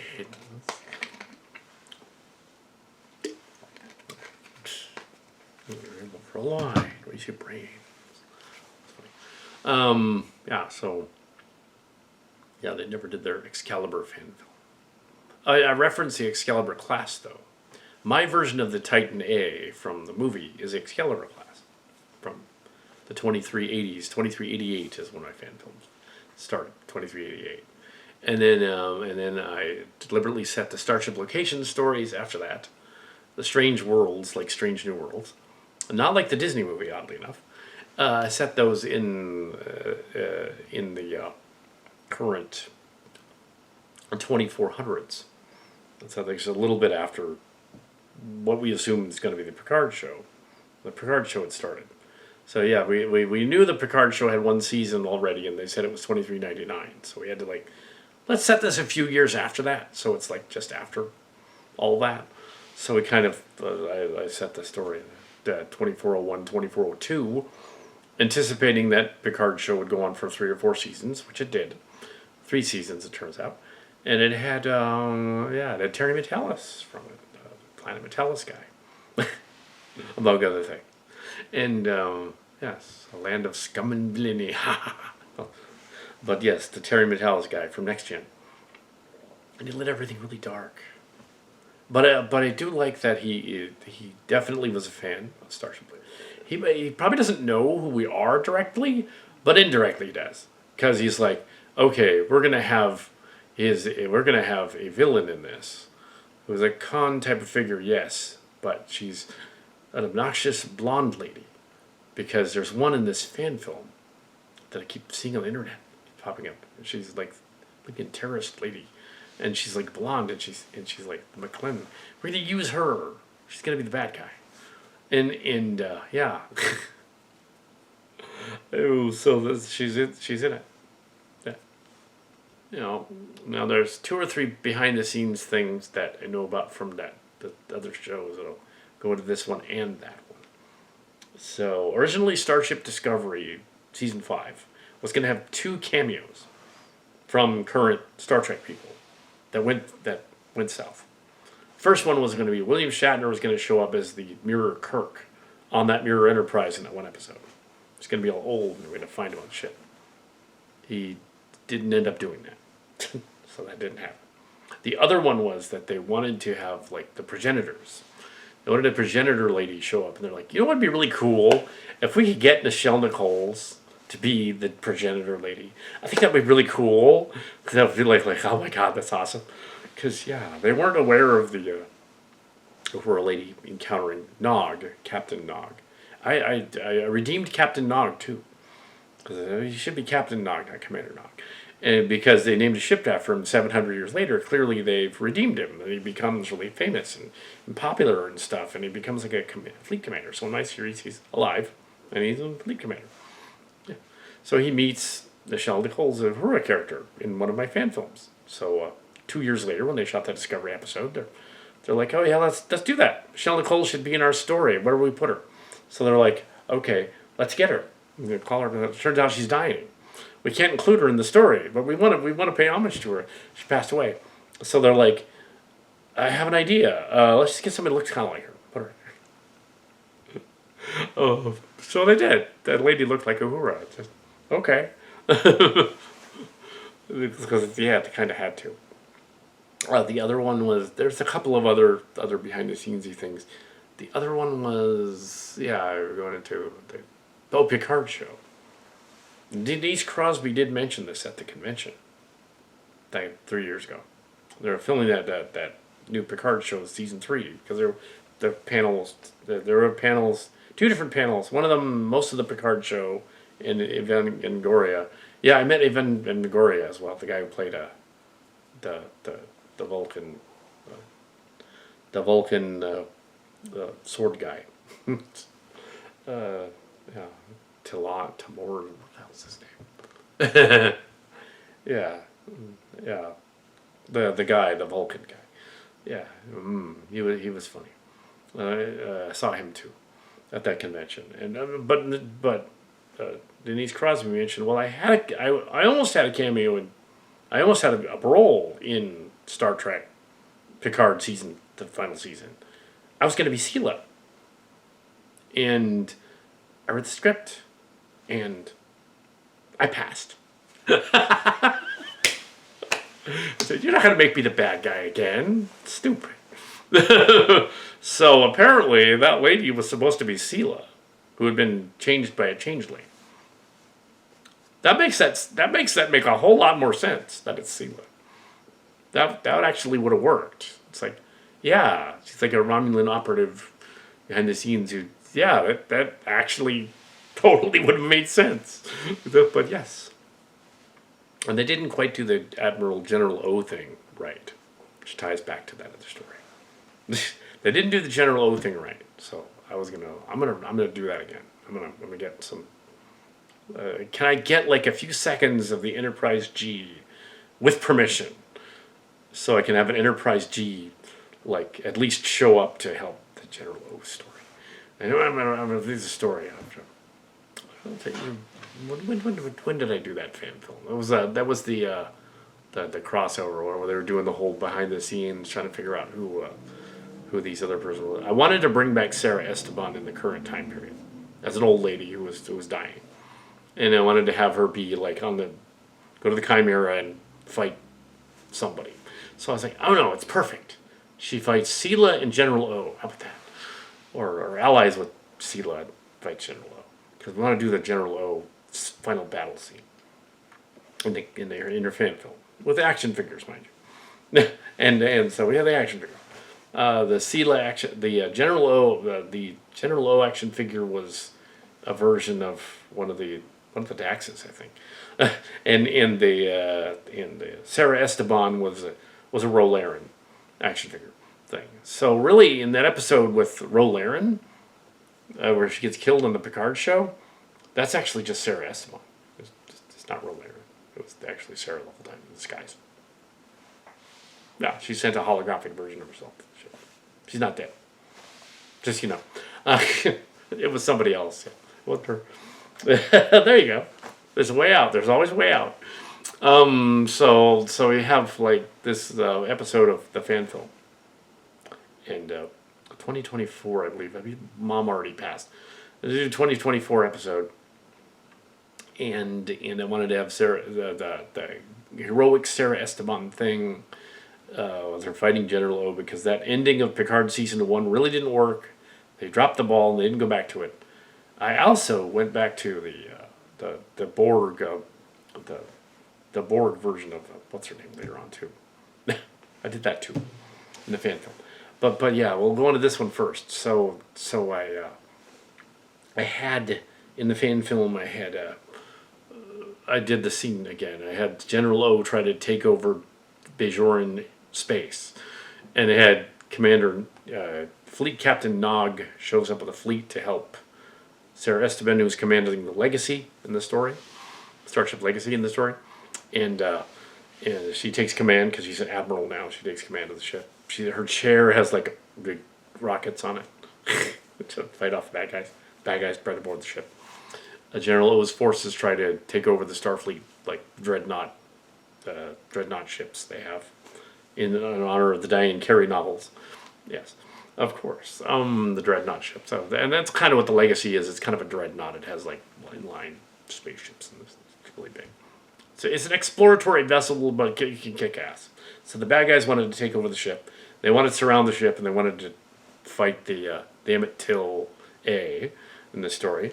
And they wanted to fight the... so I do acknowledge the other one, but I say, no, Nog didn't die in that weird timeline. Yeah. Okay, camera 2. Looks completely different, but that's okay. Camera 2. We were discussing the Sarah Esteban. So at the end of Picard Season 1, they had this battle that, knowing how Season 1 went with Picard Season 1, because I know. Yeah, there's a cameo, a Calcat cameo. Season 1, yeah. They added a battle to the end of that story. There wasn't supposed to be a General O battle. It kind of does look like they tacked it on. And Riker doesn't chase the commander lady at the end with the fleet.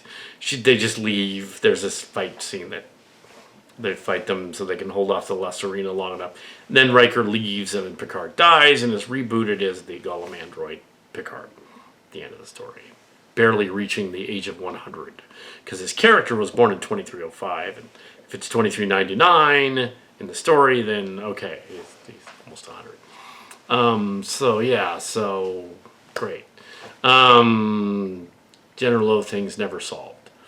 The Calcat version, which was hinted at in one of the fan film stories when they were discussing the episodes, they discussed the Picard show and they discussed Lower Decks, Season 1 as well, in some episodes of my fan films. And so I decided to have a scene where Sarah Esteban it comes out as an admiral to save the ship, and they're going to fight in the fleet, and the fleet's getting messed up by this massive Romulus attack fleet that shows up. It's doing the same thing, but at Bajor, that the other story was doing. Except it's bigger and the stakes are higher. The stakes are Bajor. Bajor's going to be taken over by this crazy lady, General O. And Terry Matalas watched this, and so, no, he didn't. It would have been later. But anyway, so it's 2406 or something in this timeline at that point. Somewhere around there, 2406, 2407. This is a little later. This is a little later in the future. It's after Picard show, Season 3.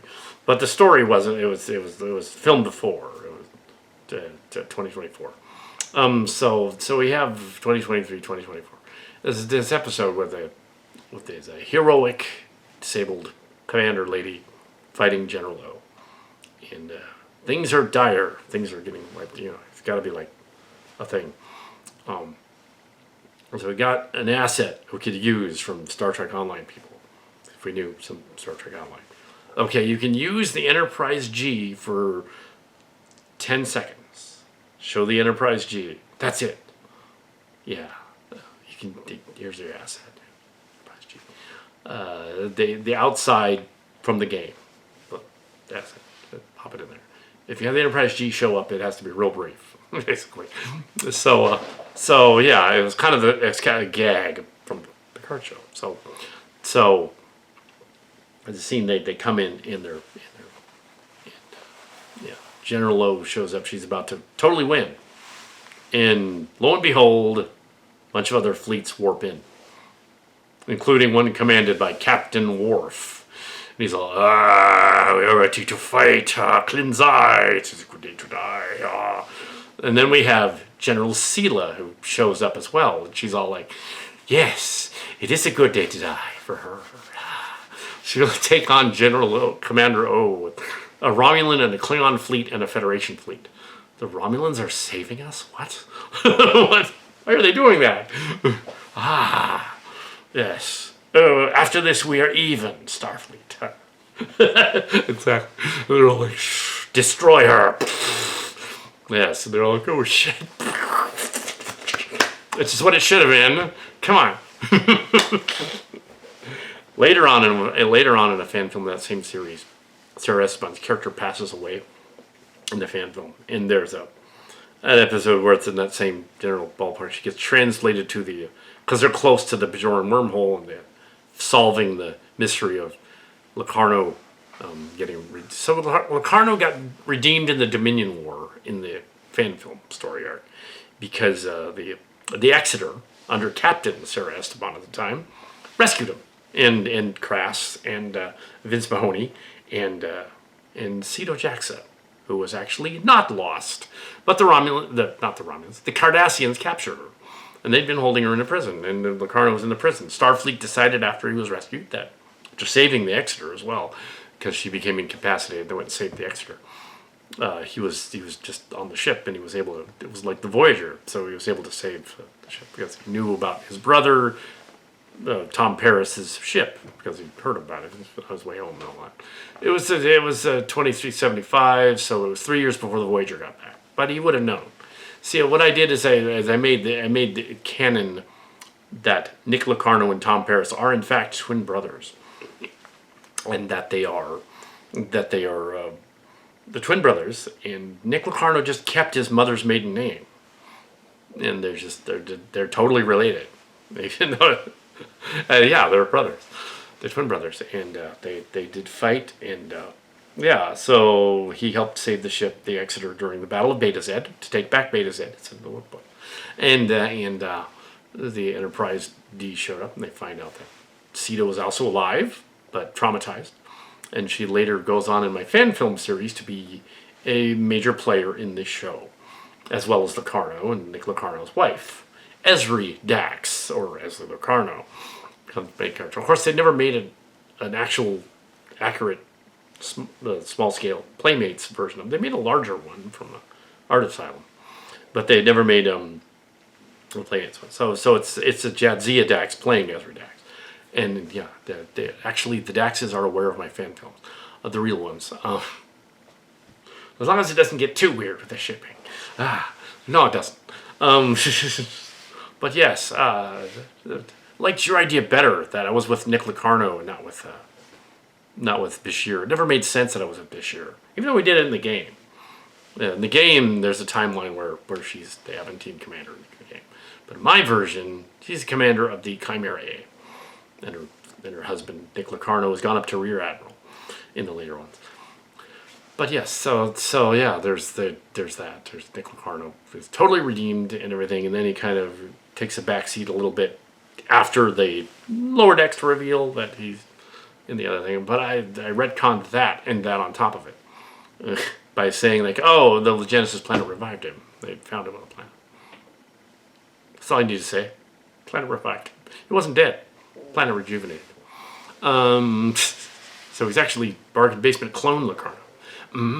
But then Section 31 cloned him again. So he's actually, who knows what clone of him he is. Doesn't matter. But yes, so you can do that in your shipping fiction. Why not? Yeah, so we go on to Star Trek. This is long. This thing is, I'm going to put it all in there. But yeah, the Nick Locarno thing, my version. It doesn't matter that McMahon did something different and that Tawny Newsom did something different. That's fine. Mariner. Okay with that. But it is funny that it's similar. So we've got So we got that. And also, years ago at conventions, it was one of the Baycon ones. They did a Baycon convention too, man. Santa Clara Convention Center. Different one than the San Jose one. That's McHenry Center. This is Santa Clara. And they were doing a thing where they had the lady from, it wasn't Snodgrass, it was the other lady, Jerry Taylor was there too, I think.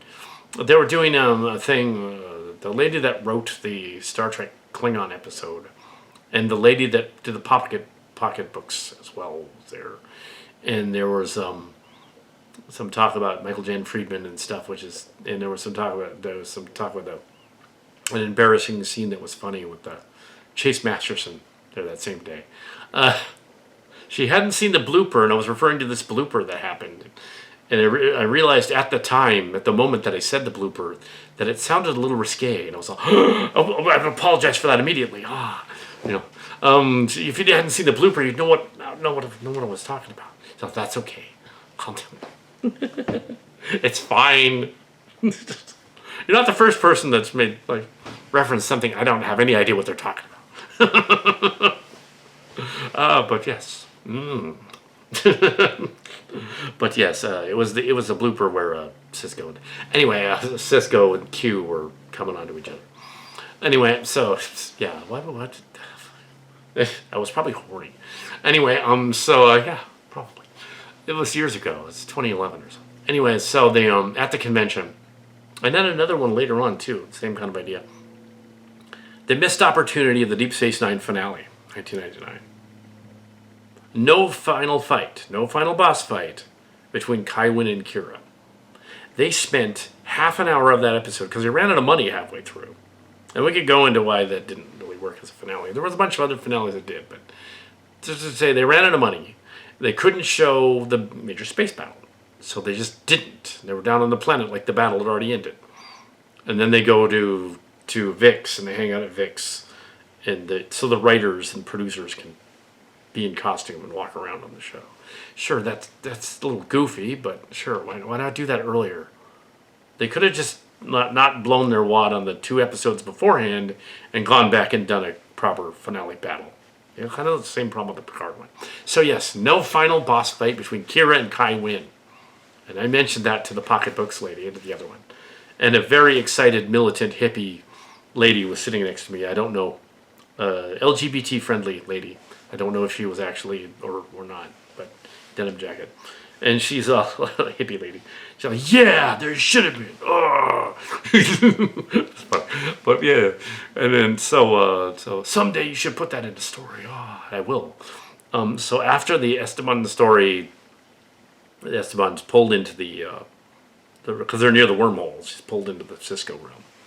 Kira is inadvertently killed, quote unquote, as well in the episode because there's a battle going on. She's killed, and that's the stakes are high in that episode. The attack, right?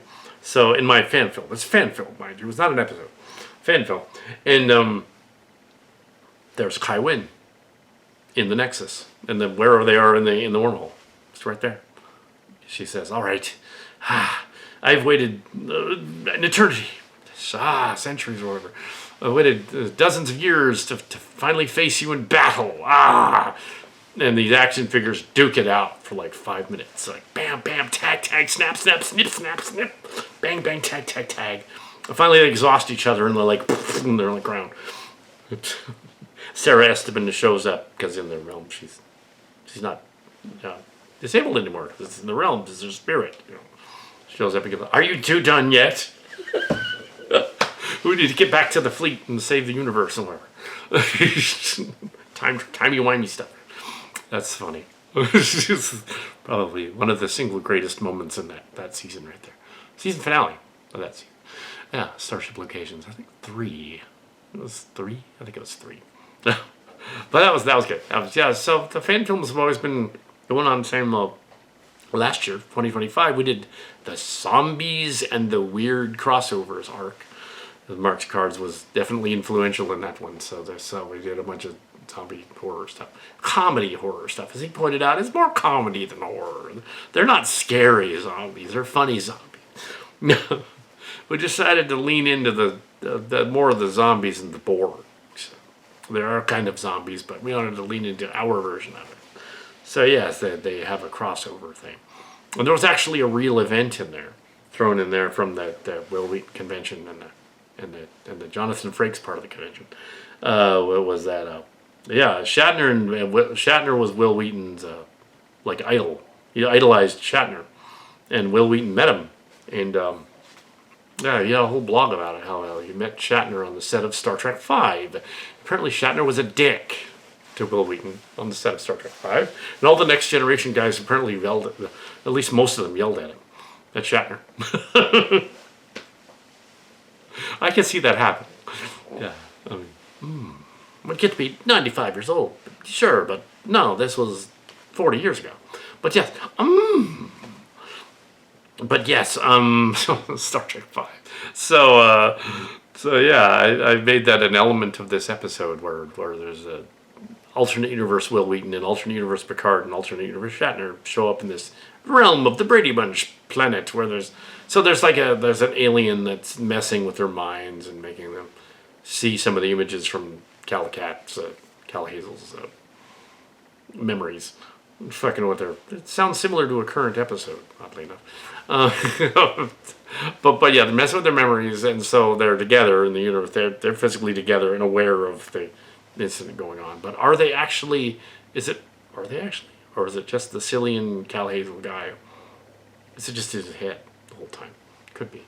The ship is real. The troop is real. It's not that they're gay LARPing troop. It's that they're a strange LARPing troop, which was straightened out in that story. They're just strange. Yeah, and they're zombies. They happen to be zombies. The zombies then take over Starfleet and fuck with everything.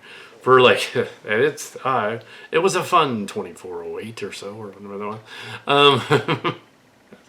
It was an alternate messed up universe. 2403, 404 actually. It was an alternate timeline. They did several things with alternate timelines because they messed up the timeline.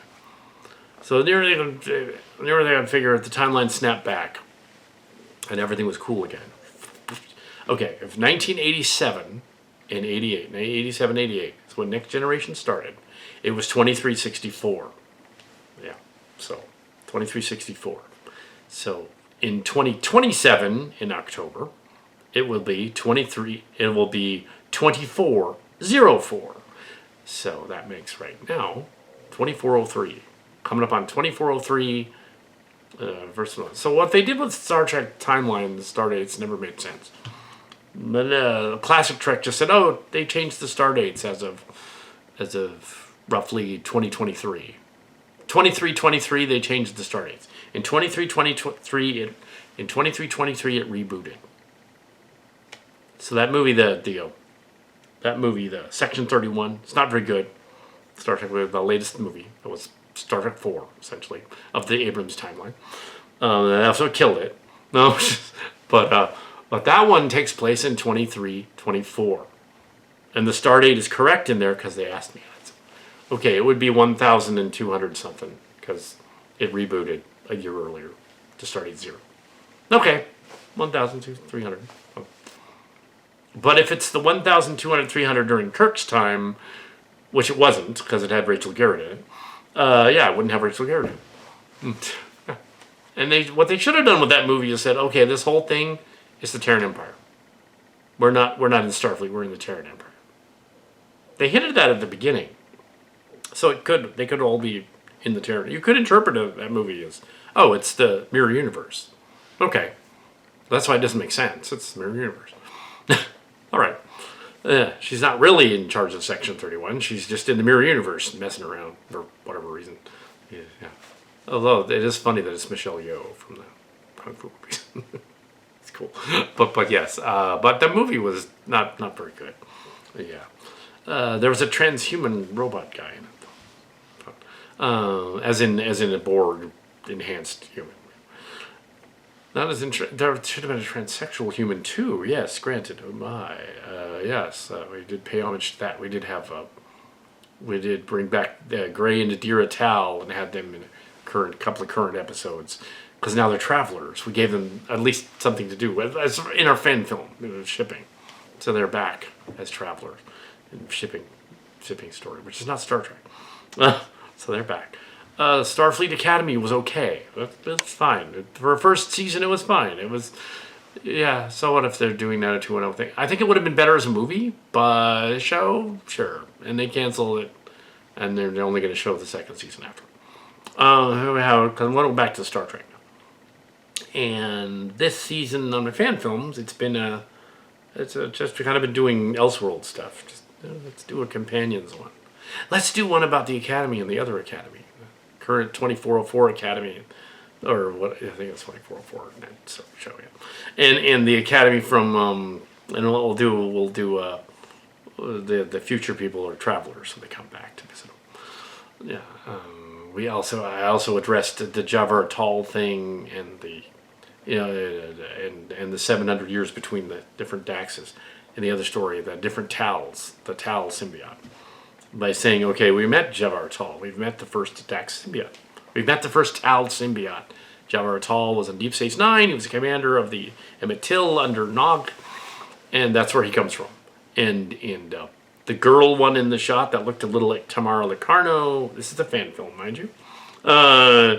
It was Tamara Locarno. It was actually she briefly had his symbiote, and then she disappeared, died, or transported away, and she's got to remain on the ship that she went to for at least 100 years, so that it lines up with him only having 7 other symbiotes in the next 700 years. So it's got to be hanging out there for hundreds of years or something.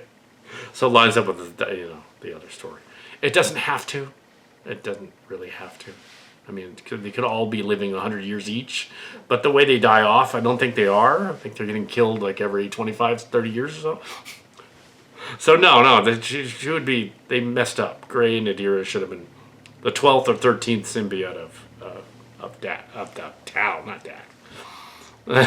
And it doesn't make sense that the 14th symbiote of Dax is Tony. It is half Cardassian. It's weird. Anyway, so yeah, that is my Star Trek thing. I think I've said enough. Yeah, so I've gone over the whole Star Trek thing and some of the fan films. Fan films continue with action figures. That's what's going on, and it's not live action, obviously. So yeah, the fan films and stuff. I mean, live action here, but yeah, and I didn't have anything else extra. I didn't want to throw in other characters talking and stuff like that. I don't want to do that. I'm going to end it here because I think this is well over 2 hours. And yeah, I've talked about the fan films, kept it pithy, kept it on point about the Star Trek, doing 1,000 episodes, almost. They're doing another, rumor has it they're doing another movie, but it's not the origin story. They took my advice and said, okay, we're not doing another origin one, we're just doing another ship Star Trek one. Don't do the villain of the week con thing. You won't sell any tickets. No, do something that involves the legacy cast coming back as well as new cast. And you will make money doing your movie. Don't stray too far from the lexicon. Set it in the 2400s or set it in the 3190s, but don't do both together. Don't do time travel. Yeah. The Chimera 3-parter fan film thing that we did was meant to be a 90-minute script. It ended up coming out to way more than that, 150 minutes. So yeah, it was longer. Yeah, the other sequels and other versions. We also do Transformers and ones as well. But yeah, got Robotech ones and yeah. So anyway, Star Trek. 60 years. This is the 60 years special thing, live blog chat thing. You can watch the entire thing if you want, or in pieces. Don't necessarily go into the other stuff. I have written 40 fan film novel things. I've done dozens of fan films, probably 30 so episodes of that, but a little over that. There's full-length fan films. Yeah, short track one. I think I did a short track one. But yeah, the actual. They might ask, okay, well, did you do any actual collaborations with actual Star Trek people? Yes, there's one. Season 1 of Starship Location Strange Worlds. As a creative consultant in the original Trouble with Tribbles, David Gerald, the guy that wrote the Trouble with Tribbles, consultant. And in his script, I adapted his Trouble with Tribbles sequel which was set during the time of Captain Kirk's second 5-year mission. Then they go back to the sequel, and they have they fight Core, and they fight they meet up with Cyrano Jones again, and they became characters in time-trapped characters that had appeared in the in my story in the 2320s and been pulled into the 2400s by way of the silly Trek anomaly that connects the 80 years to each other, and they were pulled into the futures. There's a version of them that was pulled into the future. So the original Core, Koloth. It's Koloth, not Core. Koloth. The original one remains, but there's another. That's a traveler that travels with Cyrano Jones, and they go on back and forth. They're like a travelers. They're not quite Qs, they're travelers. In the Silly Trek universe, the Cillians are Q-like. The gag being that they were given Q powers as children at Pine Hill to annoy Picard because he didn't like children. That was the joke. So yes, the Cillians are the sort of mega antagonists, but sometimes they're the heroes. They usually are the MacGuffin, and they usually start things rolling in the story. So yeah, that is my I've been on. I can do more of these, but I think this one covers the anniversary nicely in some of the characters. I've met most of the crews. I don't think I met Rene Azure Benoit. Yeah, we met him a couple times. Met Terry Farrell before. And again, let's see. Well, Tony Todd. I don't think I met Kate Mulgrew, actually. I don't think so. I saw her at a convention, but didn't meet her. But yeah, that may be the only one. Met Robert Picardo. That was cool. He was talking about that new show he was going to be in called Starfleet Academy, or at least trying not to give it away. Yes, but yes. So yeah, there's a bunch of other ones. A bunch of other ones. Almost all of them. Didn't we Walter Koenig? I think so. Let's see. There's all the other ones. Jonathan Frakes. Oh yeah, Jonathan Frakes a few times. Ethan Phillips. Avery Brooks once. Yeah. Ethan Phillips. Yeah. Neelix. Armin Shimmerman. Yeah, he was funny. Yeah. Armin Shimmerman had a story from Deep Space Nine that is totally canon. His character of Quark, after being a Ferengi on the show, was based on a 90s politician by the name of Ross Perot. True story. He said it at the convention. It's true. It's canon. It was based on Ross Perot. That's what he was thinking. It was a multi-billionaire guy, wanted to be president. Kind of. You picture Quark would totally be that in season 1. Really would be. I mean, come on. He wanted to be president. That's cool.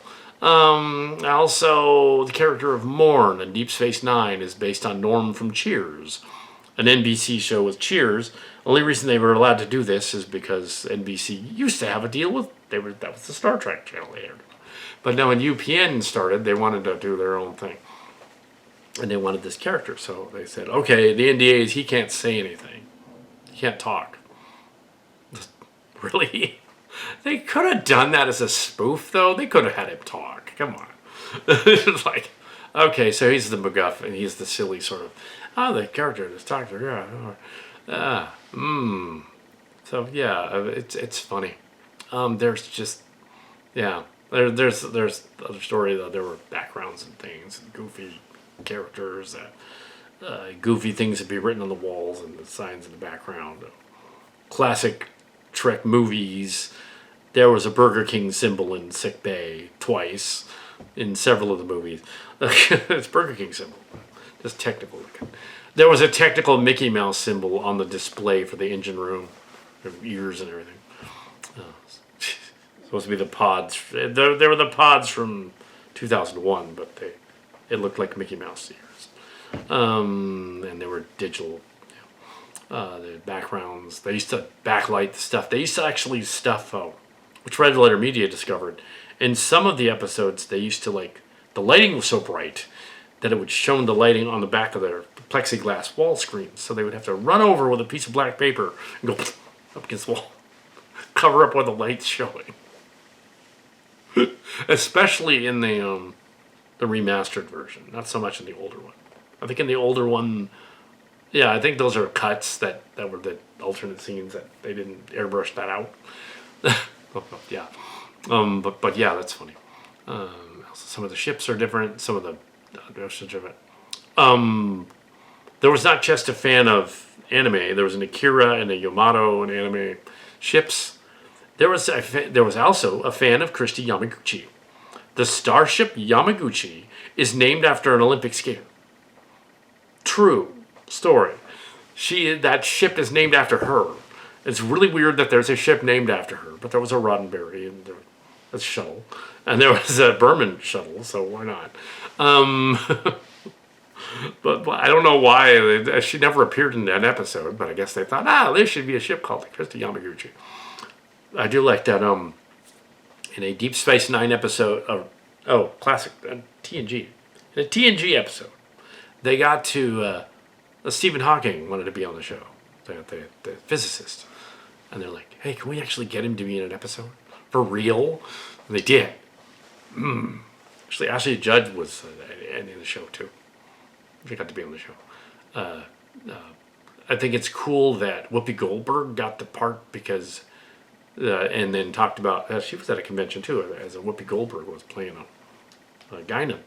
And she said, Uhura from the classic Trek was definitely an inspiration for my character, good acting and all that. And she's all like, yeah, got the part. I finally get to be on Star Trek.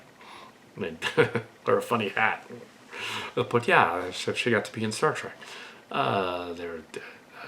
Unfortunately, Bryan Singer got to be in Star Trek. Yeah, there's a lot of other guys. There was a weird cameo in Star Trek 6, I think it is, by Christian Slater. He's just there because he wanted to be in Star Trek. Here, Christian Slater, hello.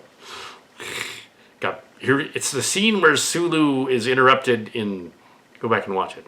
It's the scene where Sulu gets interrupted in his quarters. He knows where the Enterprise is, but he's pretending he doesn't. And this guy walks in. They never see him before or since. He walks in and goes like, "Where do you know the location of the Enterprise, Captain?" He's like, "I have no idea the location of the Enterprise." You're like, "What?" He's like, "You have hearing problems, mister. Get out of here." Door closes. Implying get out of here. Door closes. But yes, And Tim Russ was actually in the movies before his appearance in the movies. He was in the Enterprise B scene, and then he was later on in Voyager. But yes, that's not the casting. So you could say that Tuvok indeed was in the Koloth Koran Kang. No, the Koloth Koran Kang as well. Kang is clearly a reference to Kang and Kang, as well as the one from Marvel Comics, and he was also in a creature and other stuff in the Simpsons. I believe. It's supposed to be the same guy. You have Star Trek references in a number of things. Just to go on Star Trek references. The modern stuff. The tricorder has these little disc things that pop in that go in and out. They look like batteries. They're not batteries, but they look like batteries. But there's they've not been able to develop a phaser because they can't pinpoint laser energy like that. They're trying to. You might know some kid will probably build a phaser before too long and blow a hole in a wall somewhere, or himself. And then there's it's part of the problem with a Star Trek lightsaber is it doesn't really make sense if it's a laser. It can't be a laser. That doesn't make sense. It physically stops at some point. The only way a lightsaber works is if it is a sword with a blade. It's just that the blade is plasma and it has an end. Like the blade is actually it comes out, but it's it's superheated or something. That's the only way that works. That's a lightsaber. But the Enterprise, where all the engines are and all that. Yeah, not up in the impulse deck. It's not in the neck of the ship. The engine core is not that tall. Just looks it. The Enterprise D one would actually be several levels tall, you would think. The Enterprise D is a model superimposed on the Paramount lot in this one famous picture. And it's like the size of that ship is huge. It's huge. It's like a half a mile long. It's huge. The Enterprise D. And that Star Trek Experience thing was real close to what it actually looks like, which is cool. The bridges were real close. And all that stuff. Oh yeah, bridge story. Before I go, bridge story. Yeah, everything is really close. And the Quark's bar was really close. They got the guys to do the stuff, to do the animations. So there were stickers, Calcat clawmark stickers. Brought them to the thing. Whenever I went to the convention, brought them to the thing, and would stick the stickers somewhere surreptitiously and secretly, somewhere on one of those bridges, just to do it. Calcat stickers, various stickers, clawmark stickers. When they recreated the Enterprise D bridge for Star Trek, and there were different claw marks with different numbers, as you could tell which one, which season it was, that I went to the Star Trek Experience. So they tore down one of the bridges. They took one of the bridges away and they made the Borg Experience and added that. They took that bridge away and they packed it away. And the other one was torn down and thrown out. And they went through out almost everything. They didn't throw out all of it, I noticed. They didn't quite throw out all of it. They kept some of it, some of the markings. So when they did they wanted to do the Enterprise D bridge again.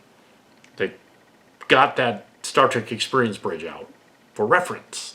They looked around the little references and stuff, and it was the OG one from before the Borg Experience. So it would have been 2005, 2006, somewhere around there. 2004, 2005.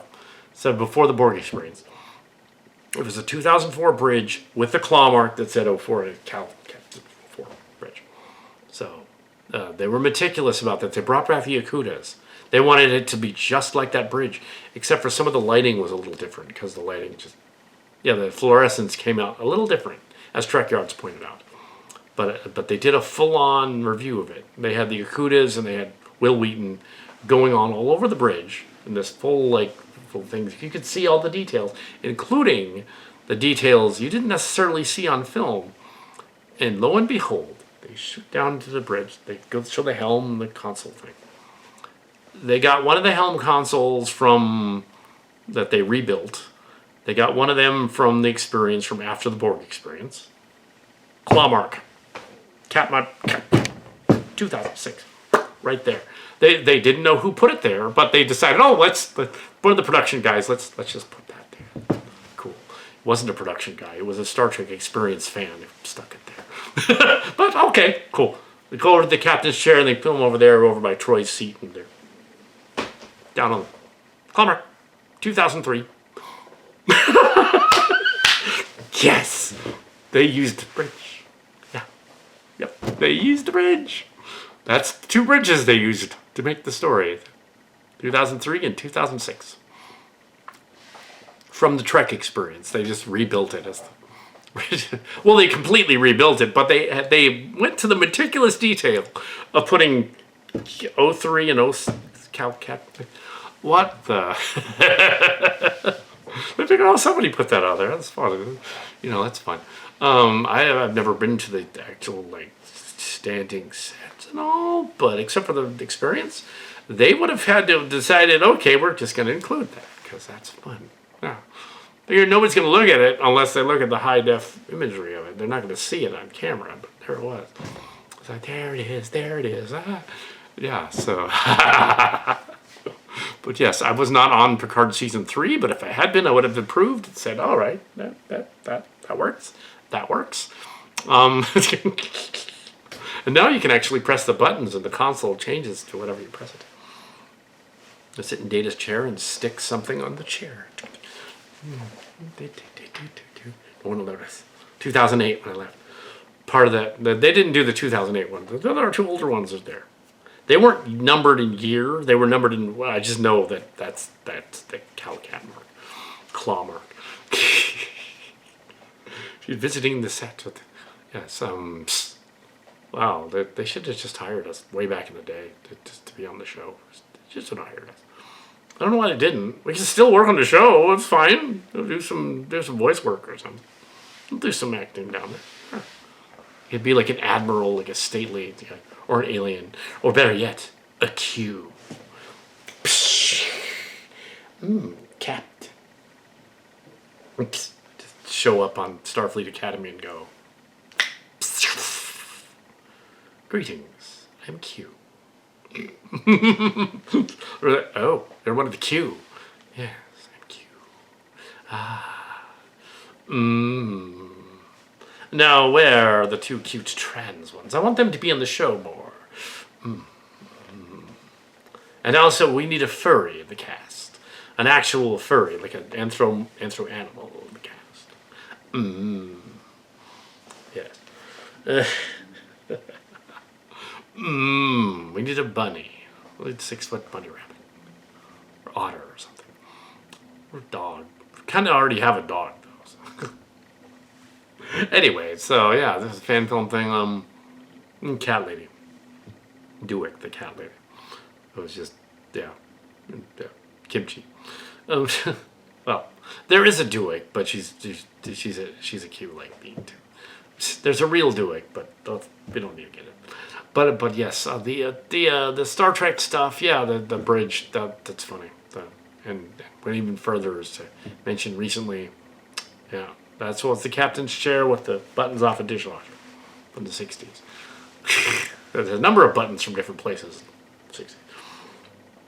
And it's also interesting that the floppy disks in the 80s, the smaller ones resembled those key cards they stick in. And now, yeah, currently hard drives resemble little jump drives resemble them too. So, yeah, Bridge Metalis. The only thing that was a drawback to the Metalis Picard show, they got some of it right. They didn't address two things. They didn't address the Borg lady, and they didn't address what happened to the other Borg lady. I did in my fan films. I brought her back, come back, but she's sort of a good guy Borg lady, out of time. So she's a traveler, so she comes back. Also, I paid homage to Amy Warshing, who passed away as the other Borg from the other story. It isn't just Commander Alison Pill there as the Borg. It's her too. Not really, but in the fan film, there's an action figure. I think I used a Yar and a Dr. Crusher or something. Anyway, so just made it look different. Paid homage to Amy Warshing in an episode and made her, Amy Warshing Borg and the other Borg lady, between Picard season 2 and 3 makes sense in that a traveler type Q type Borg adjacent person shows up and says, how'd you like to join us over in the TMS universe and stuff and hang out with us? I think it was Sandra, Talisman character. Yeah, Talisman's character. Helps out, does that. Takes him to the other universe. She shows up again in the Companion Obsession. Oh, yeah. But we can't keep doing that because it's a little odd. Let's just have this person that the actor died. In real life, we need to pay homage to. No. But Alison Pill is fine. But the one who played Girardi the Borg, Giratis of Borg. She left when the other one came in. But Terry Metalis, he was doing a next gen thing with the Picard guys show up. He's lighting it really dark, and you kind of can't. It's really dark. Yeah, I don't know why they chose to kick the lighting sensitivity down for all of the episode. It's like, why did it have to be dark everywhere? It's like, even he pointed that. I was like, something went wrong there. Yeah. And technically, pulling someone out of time for 400 years they should go back and the temporal people should go back and get both of them, bring them back to the present. and the fan film essentially does that. So it's like, oh, okay, they also rescued Rios because he can't really be back there. But yeah, screw up the timeline. But yeah, so yeah. Anyway, so and also Red Letter Media did their own version, Star Trek Galaxy, that inspired an episode of the fan film, and they also inspired a episode of Lower Decks without actually pitching to them. So yeah, we inspire it without them knowing. And I'm not related to Red Letter Media, but fans inspire things without everybody knowing it, and that's awesome. So enjoy your Star Trek, and live long and prosper. This is the end of this long thing.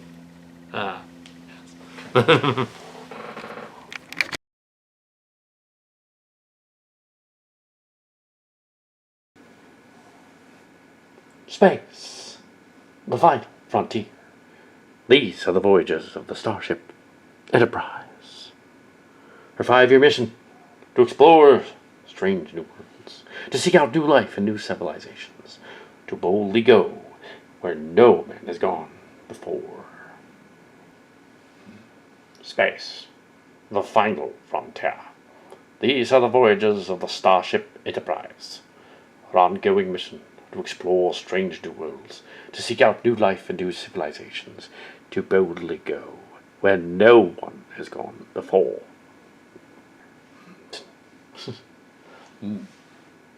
Space, the final frontier. These are the adventures of Deep Space Nine. Her ongoing mission: to explore strange new worlds, to seek out new life and new civilizations, and boldly go where no one had gone before. Space, the final frontier. These are the voyages of the starship Voyager.